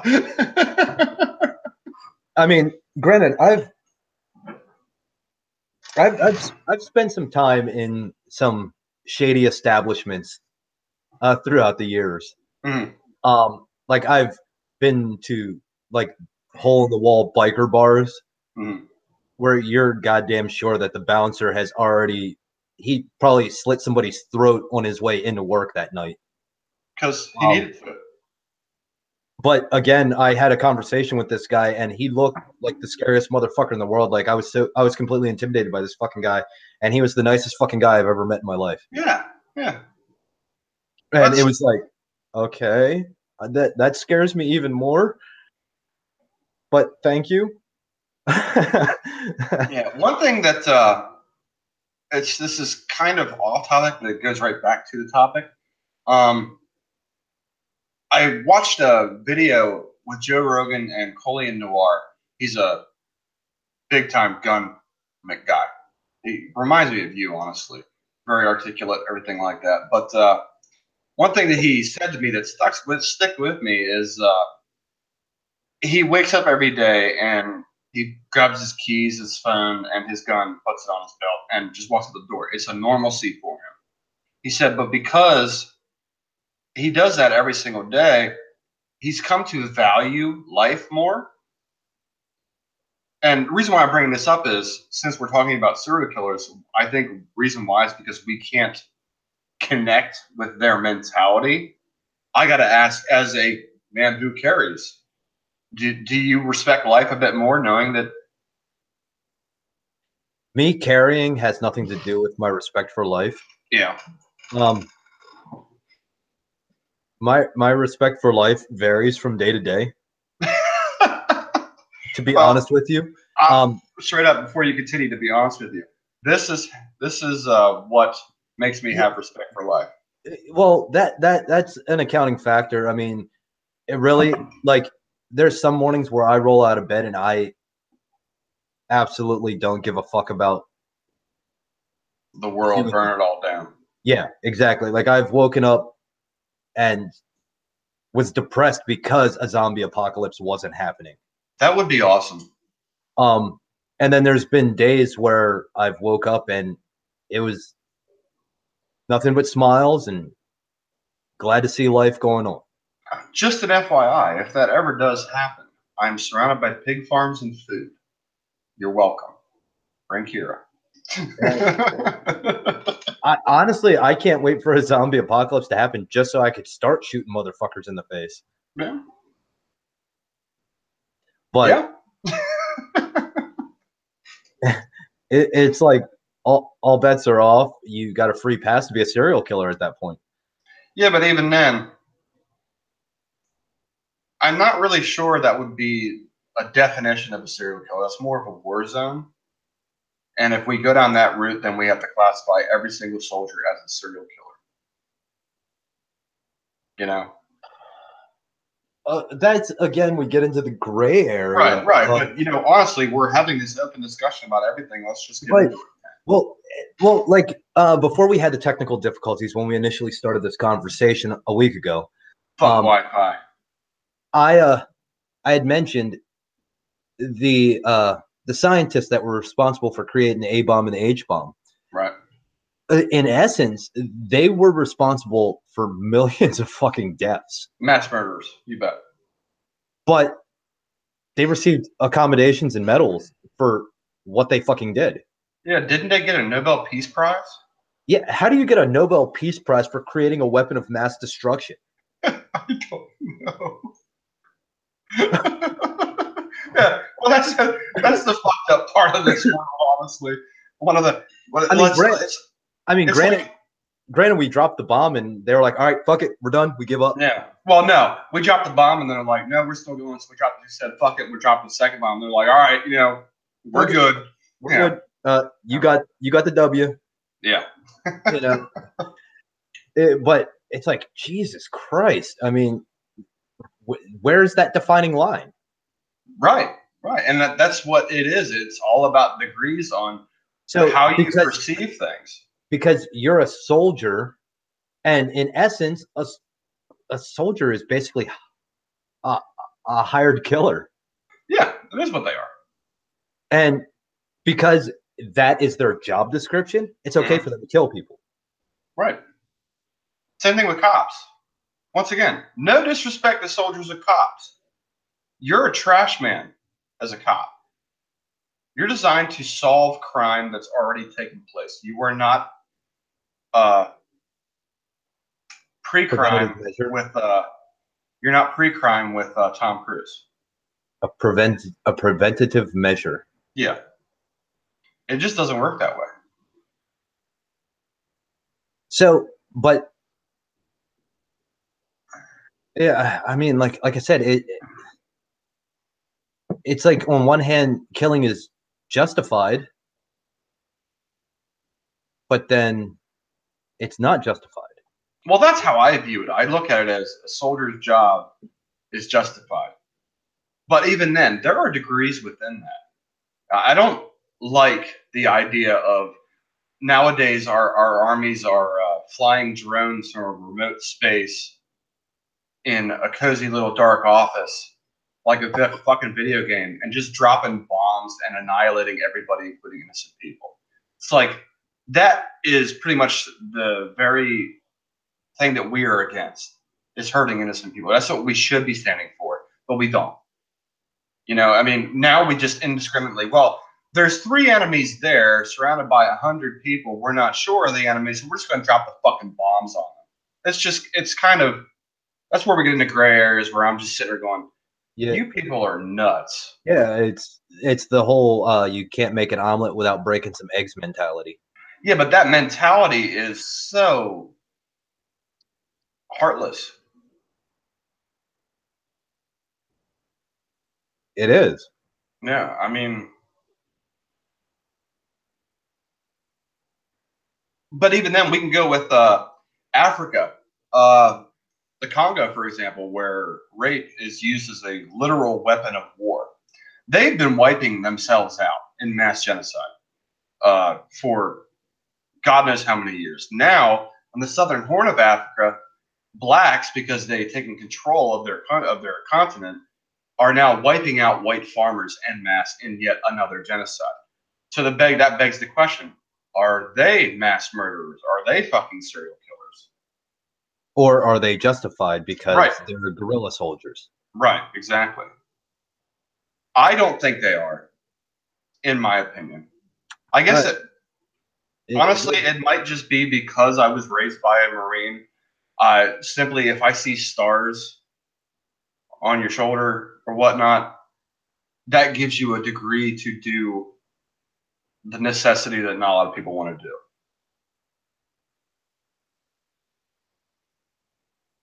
I'm not agreeing with it. I'm just saying that my brain says, you get leeway. It's not necessarily a good thing. I'm just saying that it is what it is.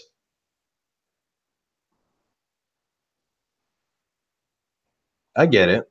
Yeah. So I think a lot of the serial killer issues that people find so horrendous about it is that these are not sanctioned people. These are lone, everyday human beings that decide one day to just wake up and say, you know what? I feel like taking a life, so I'm going to. Whoever runs into me that just catches my eye, I'll kill them. And then I'll move on like nothing happened. And then I'll do it again and again and again, much like Holmes did.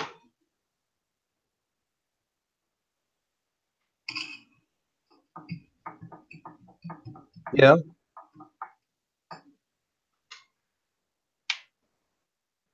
I don't know, man. It's like I said, it would be interesting to just crawl inside the head of these guys. Yeah, I agree.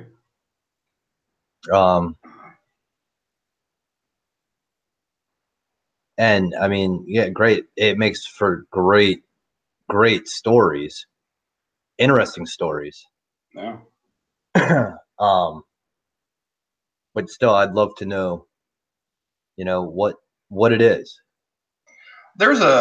I find these stories all the time on YouTube and Netflix and whatnot. There was a story, I think I told you about it, I'm not sure. There was a guy who went camping with his family, his wife and his son. They were there for about a week or a couple of days, and these college students decided they were going to camp near them. And at first, they were kind of annoying, but after a certain point, the man started talking to these college students, and everything was absolutely fine, and they're good kids.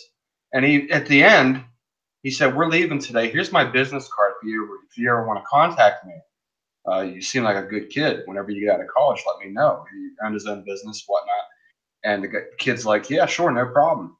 And he goes, "I'm going to take my family for one last walk through the woods on the trail, and then we're going to come back, pack up, and leave. We're done with our vacation." And he's like, "Sure." As they're walking, they spot a man on the hill trailing them, like side by side, paralleling them. And every time he stopped and looked at the man, he couldn't see him because he was too fucking far away. The man just stood there and watched them. After a certain point, the guy's like, "Okay, this is getting creepy. It's time to leave."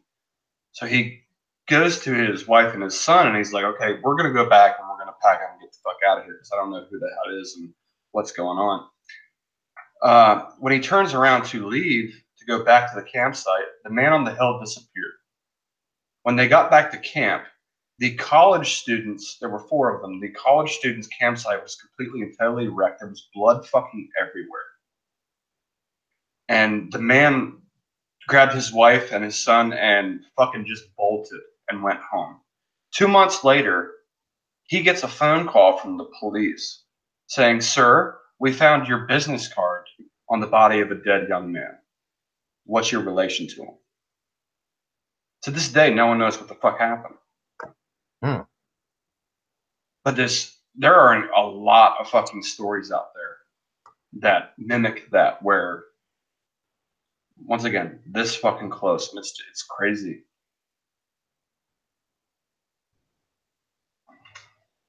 Yeah. And it's like that one movie with Burt Reynolds. What's it called? Deliverance.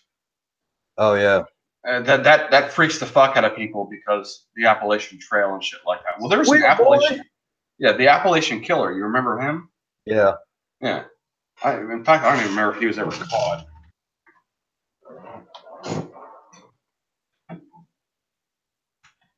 I mean, I live about 30 miles from one of the Appalachian trails.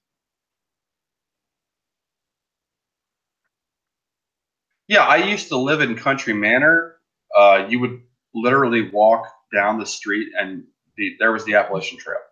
Yeah. Randall Lee Smith, the Appalachian Trail's very own serial killer.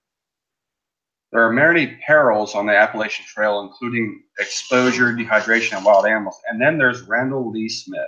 In 1981, Smith befriended two hikers on the trail, but in the middle of the night, while the three slept at the Appalachian Trail's Wapiti Shelter in southwestern Virginia, Smith shot one of his new companions in the head with a .22 bullet and, after a struggle, killed the other one in a gruesome stabbing. In a plea deal, he was convicted of 2 counts of second-degree murder for his crimes. After 15 years behind bars, Smith was paroled in '96, but whatever lessons he had learned in prison didn't stick. In 2008, oh, I didn't know this, Just miles from the site of the original attack, Smith attempted to kill two fishermen he met under similar circumstances. This time, however, the pair survived the attack despite the numerous gunshot wounds to the head, neck, and chest. Smith, however, did not. As he attempted to escape, he crashed his getaway truck. He survived long enough to be taken to prison before dying from the injuries he sustained. I didn't know that. I didn't know he did it again. 2008.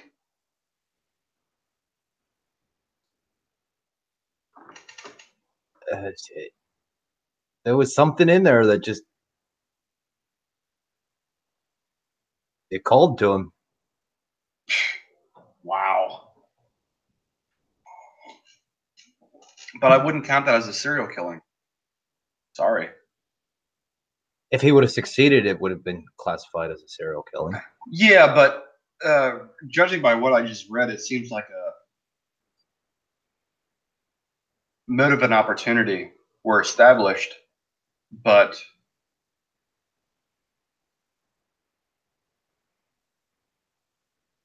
it doesn't fit the MO of a serial killer, you know what I mean? Yeah. But once again, if he would have succeeded in the second attempt, then it could have been established. Right. Yeah.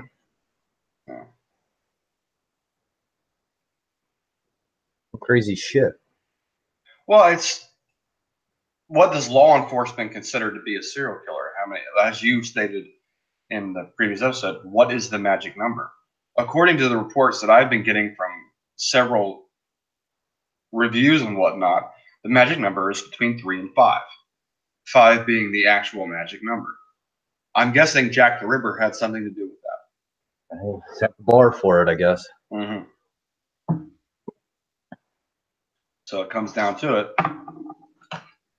What is the magic number? And if so, then because I'm looking at what's his name, Randall, and he's not a serial killer to me. He killed 2 people and on the Appalachian Trail, and that was about it. Yeah. Not really a thing. I don't know. I don't know. I don't know.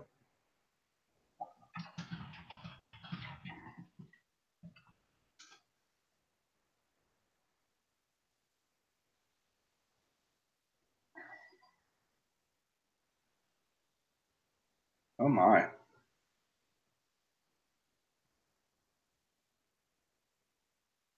Oh my. Yeah, I just looked up something that caught my fancy while we were talking. Serial killers who were never caught. The first one is Charlie Chopoff. A terrifying period between 72 and 75, 5 black children were murdered and mutilated in Manhattan.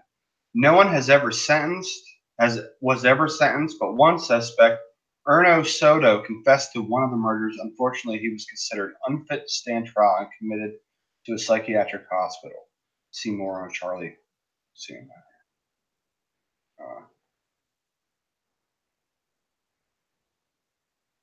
The nickname comes from the genital mutilation inflicted on the male victims while the case is still considered open. Erno Soto was the prime suspect. Okay. The Grim Sleeper. Beginning in 85, at least 10 people in Los Angeles were murdered by a mysterious killer. The killer was named the Grim Sleeper. Due to his hiatus from murder that lasted 14 years, there is currently a suspect for the murders, Lonnie David Franklin, but no conviction.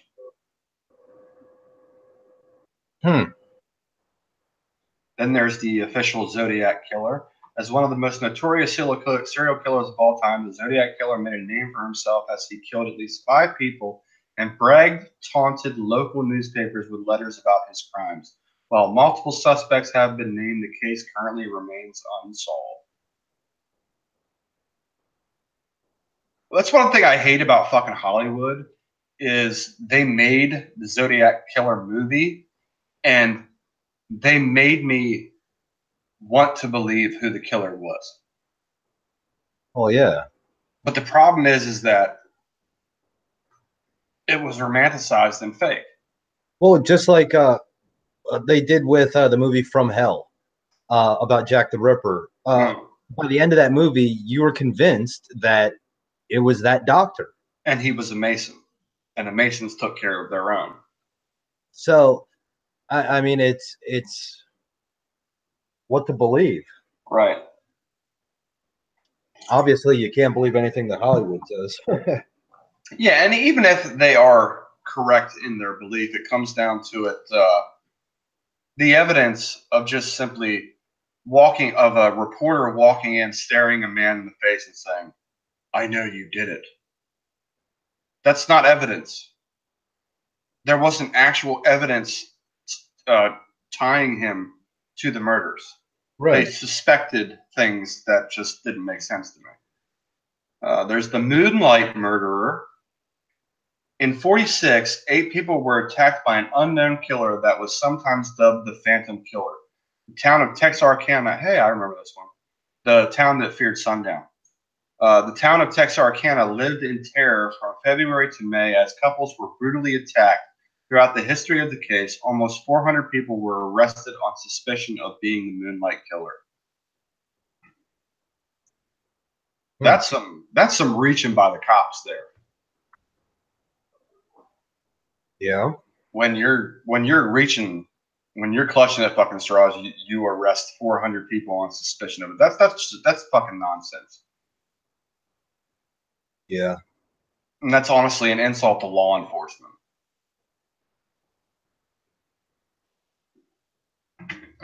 Crazy fucking people. Okay. The Bone Collector. In West Mesa, the remains of 11 women were found in the desert. While the bodies were discovered in 2009, many of the victims had been missing for 5 years. Nobody was ever arrested, but there were multiple suspects, 2 of which died before 2009.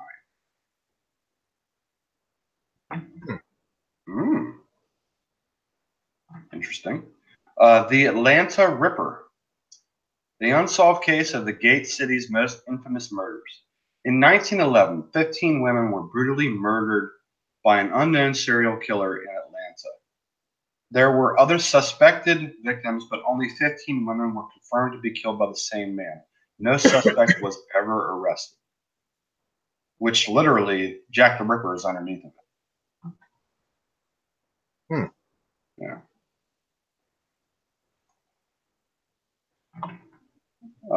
Speaking of which, Jack the Ripper. In 1888, at least 5 prostitutes in London were murdered by an unknown serial killer. Much of the information known about the killer known as Jack the Ripper is based on rumors and a letter from the alleged killer that appeared in London newspapers. It was widely believed that the Ripper was likely a doctor.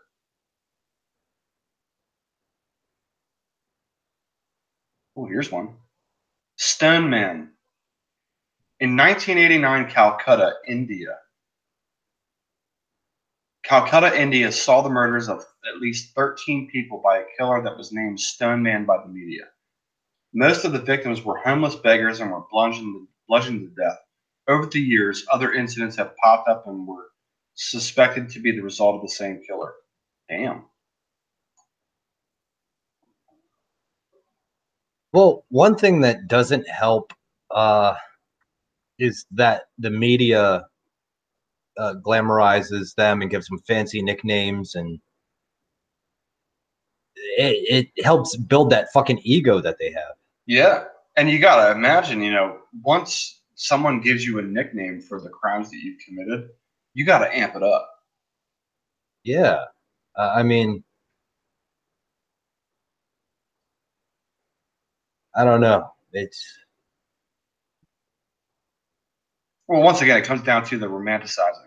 We got to give them a name so we can identify them somehow, some way, instead of just saying unknown killer or piece of shit. That's what I would like to say, but they won't let us do that. There's the Axeman. The Axeman of New Orleans was an active serial killer between 1918 and 1919 who brutally killed 12 men and women with an axe. The Axeman famously sent letters to the newspapers claiming he would spare any house that played jazz music loudly. Yeah. The Honolulu Strangler. The Honolulu Strangler is considered Hawaii's first serial killer after an unknown assailant killed 5 women between 85 and 86. One major unknown suspect was considered for the crimes, but with no witnesses willing to go forward, the police were forced to let him go. The Babysitter. The babysitter, sometimes known as the Oakland County child killer, murdered at least 4 children in the late 1970s. 2 boys and 2 girls were kidnapped over a period of 13 months, and their bodies were left throughout Oakland. There were other suspected victims as well.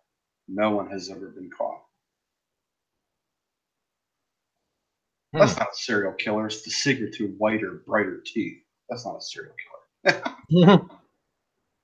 Ooh, the Cleveland torso murderer. I might actually look into this one now. The Cleveland torso murderer killed 12 to 15 men and women and left their bodies dismembered throughout Ohio. The crimes took place throughout the 30s. Many of the victims were so badly cut up that they couldn't even be identified. Damn. I gotta show you this here. Hold on. Screen share. Screen share. Check that out. Look at that. That's fucking creepy. Yeah, that's actually a museum form. Huh. That's some messed up shit. That's another thing about Holmes. They wanted to actually make the castle a tourist attraction. I thought they tore it down. No, it mysteriously caught fire the day after they decided to make it a museum and burnt to the ground. They suspect that the family members of the victims that suspected he killed them said, fuck that, and burn it to the fucking ground. Huh. Yeah. Jack the Stripper? The fuck? In London during 1964-65, at least 6 prostitutes were murdered. Their naked bodies were dumped in the river or around London. Since the killer's methods were so like Jack the Ripper, he was named Jack the Stripper.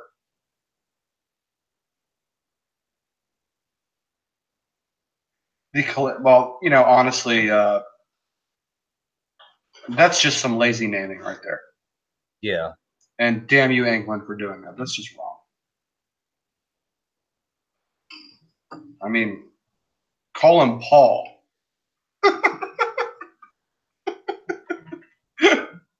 The Colonial Parkway killer. At least 3 couples were murdered between 86 and 89 by a serial killer. Man, that's some weird typing. 2 found victims along the Colonial Parkway in Virginia. Many investigators believe that the killer could be in law enforcement or looking to partner, but no suspect has ever been identified. Okay, I got to interrupt you here. Oh, go ahead. Because I was curious, like you were doing, I was doing a little research here for serial killers from Pennsylvania.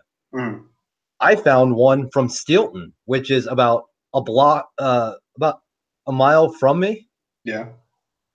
Steelton serial killer Joseph Miller was sentenced in June to his 2 additional life terms in prison for killing 2 women in 1986 and 1990.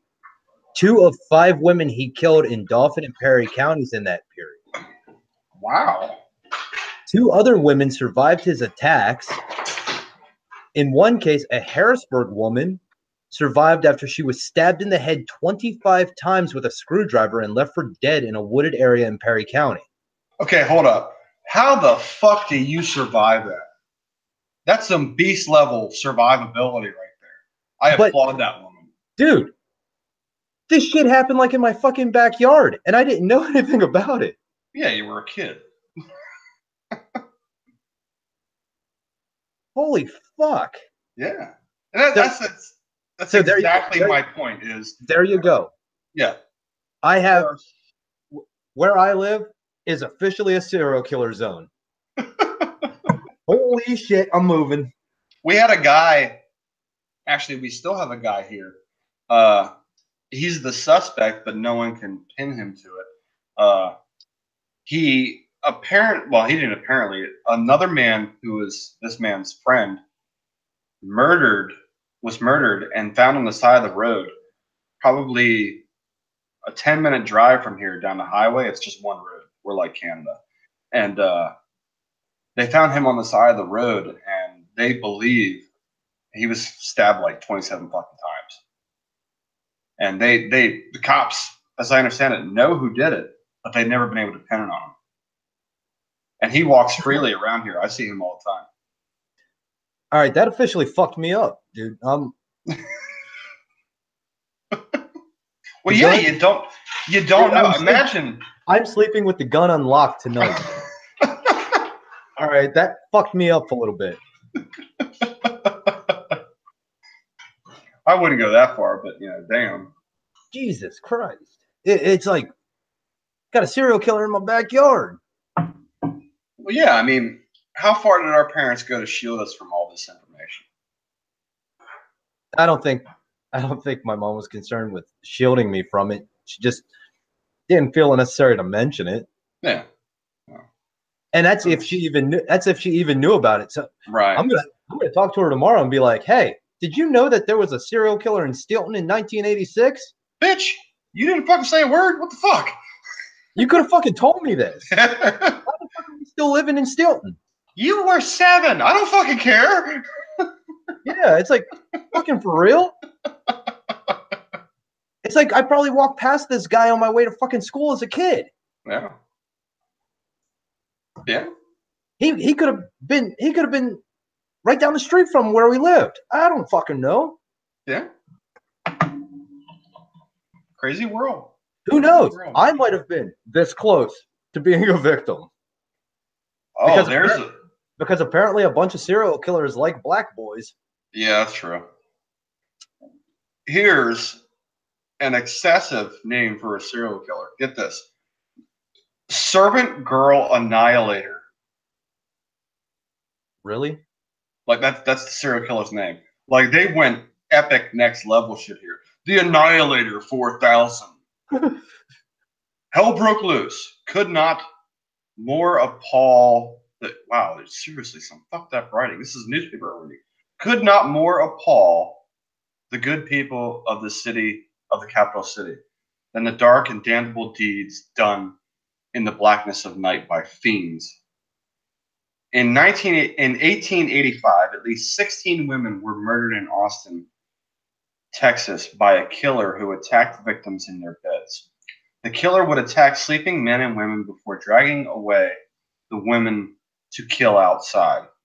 The murders ended when extra police were hired for the investigation, and the locals created a vigilance community. The first ever community watch. See? Oh, see, there you go. We went straight from the Annihilator 4000 to this one, Doodler. I'm sorry, I gotta show this to you. This is, yeah, Doodler. Here, fucker, get off that. Get on that. Yes, share. Doodler. Wow. Doodler. Okay. Anyway, let's go back to this here. Back on Doodler. Just saying his name just makes me laugh. The Doodler is likely responsible for the murders of at least 14 gay men in San Francisco. The murders began in 1975 after the killer met his victims in nightclubs and other gay hotspots.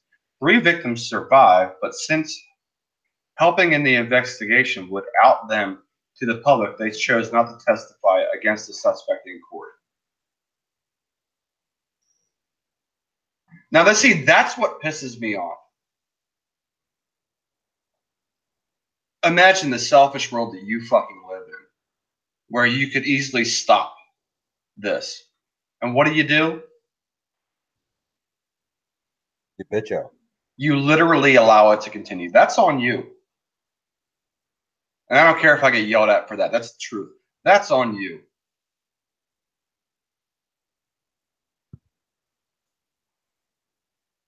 Wow. Fucking assholes. Bible John? No way.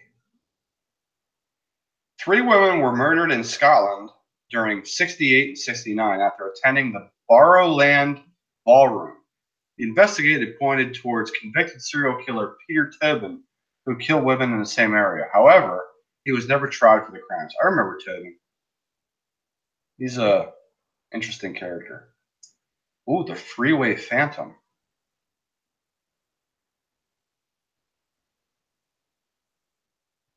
My computer's doing some jank shit now.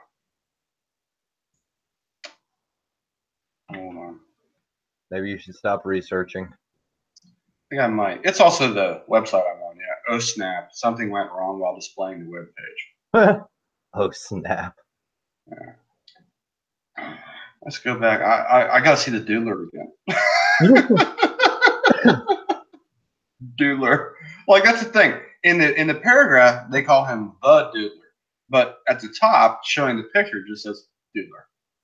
That's like Patrick Starr being a serial killer and just calling him Patrick. Doodler. Okay. For the Freeway Phantom. 6 women were kidnapped, raped, and strangled to death in 71 and 72 in the D.C. area. The victims were black girls from 10 to 18 years old. Robert Elwood Askins was suspected of the crimes but never charged. He died in prison at 91 years old, denying his part in the crimes to his grave.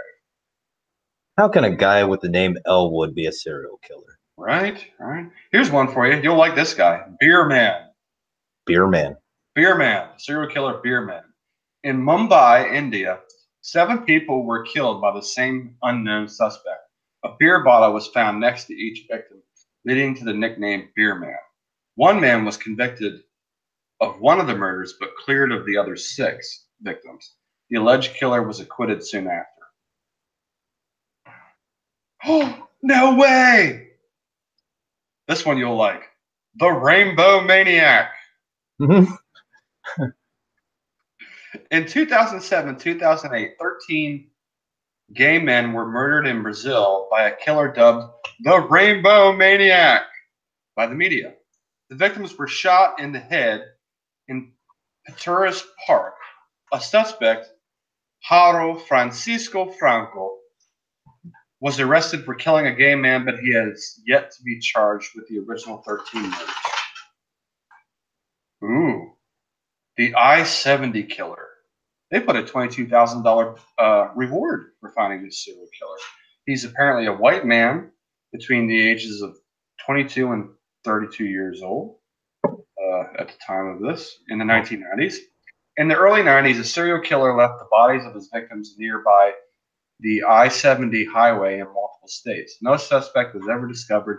The case was featured on America's Most Wanted and Unsolved Mysteries. Ooh, the original Night Stalker. Richard Ramirez? Although Richard Ramirez made a name for himself as the Night Stalker, the nickname was originally given to the original Night Stalker, a killer who murdered and raped at least 13 people between 76 to 86. Over 50 victims were raped by the same killer. No one was ever arrested for the crimes. Whoa. So Ramirez wasn't the first.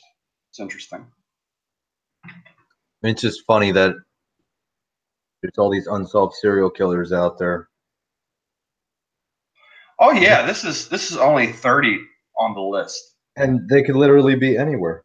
Yeah. The Frankfurt Slasher. Between 85 and 90, at least 8 people were sexually assaulted and stabbed to death in Frankfurt, Pennsylvania. One suspect, Leonard Christopher, was connected to one of the murders and convicted, but police couldn't connect him to the other crimes. The Connecticut River Valley Killer. Wow, that's some next level artistry. I got to show you this. This is his picture. Come on, screen share, go away. There you go.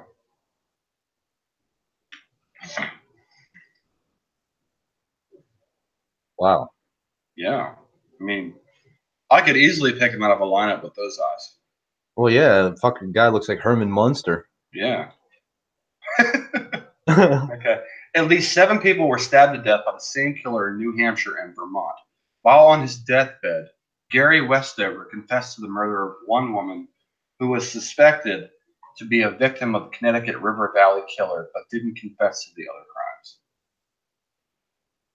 Ooh, female serial killer. Here we go. That's interesting. Delphine LaLaurie. Oh yeah, she was they emigrated to the United States from France, and she had a torture chamber in her attic where she would cut open slaves and torture them and use their blood as a skin treatment to make herself younger. Okay, well, that doesn't make any sense to me. They call H.H. Holmes the first serial killer in the United States. He was in 1880s when Jack the Ripper did his stuff. Delphine LaLaurie did her shit in the early 1800s.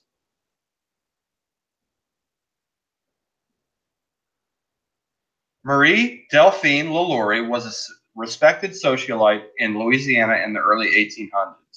Little did her admirers know she was a serial killer and torturer. In 1834, a fire was set in her home by one of her slaves who was afraid of being tortured and killed. The fire led officials to see what she was doing. She fled New Orleans from an angry mob. She died at 67 in 1842. Yeah. So how was H.H. the original serial killer if she did that? She did it before. Well, Debunked. Gotcha, bitch. well, technically, she wasn't an American citizen, so to speak. But it happened in Louisiana. It happened in Right. America. The first serial killer. Okay. Well, I guess a case can be made, to be fair, that the first serial killer was an American would be H.H. Holmes. Sure. We can go down that route. In which case, not debunked. Gotcha, bitch. Okay. The Monster of Florence. A true story. was that Arlene Warros? No. She's something else entirely. In Flores, we can get to her in a little bit. In Florence, Italy, 16 victims were killed in 1968, between 1968 and 1985 by the same serial killer. Most of the victims were couples. Antonio Vinci was considered a suspect, but he was never convicted. The alphabet murderer? 3 women were raped and strangled to death in towns surrounding Rochester, New York by the same killer in the early 1970s. He was dubbed the alphabet murderer since the victims' alliterative initials each matched the town they were from. Similar murders happened in California, but definitive proof that it was the same killer was never found. I want to know how they jumped to those fucking leaps. Like, there's some things that cops do that I'm like, man, that's some next level detective work. And then there's other things that's just like, really? Like, you were that bored that you found connections to all the victims based on the first letters of their names that correspond with the first letters of the towns that they live in. You need to be taken off your desk and put back in a little suit, monkey suit, driving around in a patrol car. That's what you need. Go back to being a flatfoot. Too many donuts. Too many donuts. Okay. Dean Coral, aka the Candy Man, murdered and raped at least 28 young boys in the early 1970s. His family owned a candy factory in Texas, which is now how he got his nickname. He was killed by an accomplice before he could be caught in 1973. He died at the age of 34. By the way, any stuff that I'm bringing up here, if you want to delve deeper into it, they have more information. I'm just reading Still something catches your fancy. Yeah, none of it's really jumping out at me. The Long Island serial killer. Since 1996, 10 to 14 people have been murdered by the same killer, sometimes known as Gilgo Killer. Some speculation has pointed towards the killer being part of law enforcement. Bodies have been found as recently as 2013, so it's still going on. It's interesting. And if he's a cop, basically, the moment he can retire, it should stop. Maybe. Highway of Tears murder. Here it is. This is the highway I was talking about. Girls don't hitchhike on the Highway of Tears. Killer on the loose. Somewhere between 18 to 43 women were abducted and murdered from the same area in British Columbia near Highway 16. Many believe that the investigation wasn't taken seriously because many of the victims were Aboriginal women. In 2012, evidence on one of the victims pointed towards Bobby Jack Fowler as a suspect, but he was already dead by then. Wait a minute. Did you say Aboriginal women? Yeah, that's what they say. Aboriginal women. Like tribe women? Yeah. What the fuck are tribe women doing in Canada? I don't know. Is British Columbia Canada? What the fuck are Aborigines doing in Canada? Don't you think that's a little curious as extremes? Yeah. British Columbia is the westernmost province of Canada, located between the Pacific Ocean and the Rocky Mountains, with an estimated population of 4.8 million as of 2017. Oh, you're misunderstanding. Aboriginal women is a term that they use now for all Native Americans.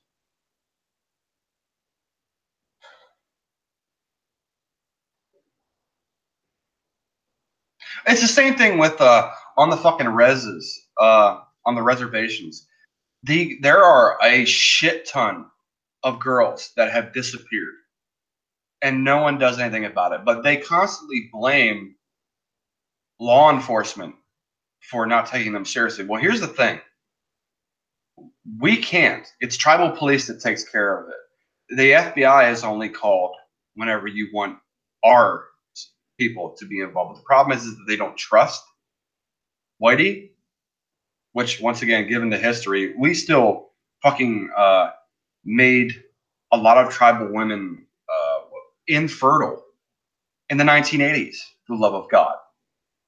We were still pulling that shit. Well, I can't say we, but government was. So as a result, they're victims of their own beliefs. Because you don't trust, nothing can be done because you don't have the resources to take care of it. But the people that do, you don't trust them. So you bitch and moan saying the people that you don't trust are not helping you solve these problems, but you won't let them in to trust them to do their fucking job. It's a never-ending fucking cycle. Yeah. Which, once again, I can agree with the not trusting, but you don't have a right to fucking bitch after a certain point. You can't sit there and say, they're not doing anything, they're not taking us seriously, when you are not giving them necessary fucking tools to do their fucking job that they're supposed to be fucking doing. That's on you. It's just ridiculous. But, yeah.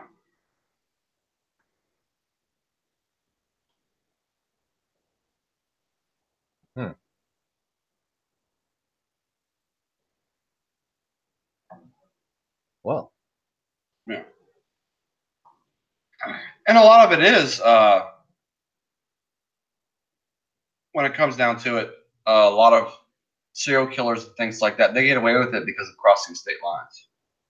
When the FBI gets involved because it's crossing state lines, that's one thing, but it takes a lot for them to get involved. And it's miscommunication because everybody's measuring dicks. We want this, or they want that, or we want to be the one who collars them, and no one's fucking sharing information. It's ridiculous. And whenever you do, it's fucking half-assed. Yeah. They've gotten a lot better at it, due to computers and things like that. But in the end,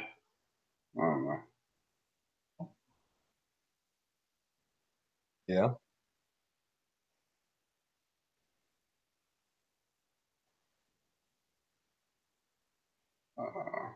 And that was it. Hmm.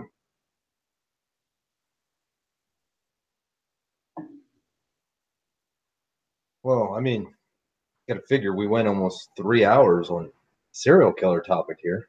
Yeah, I think we did well. You want to end it? Yeah, I think so. I think it's about that time Okay, we'll end it. because we covered quite a bit. And I'll stop the broadcast. We can talk some more afterwards if you want. yeah. Okay, well, this is Xavier, And this is Mr. J. and we'll catch everybody next time. Talk to you later. Yep, we'll see you.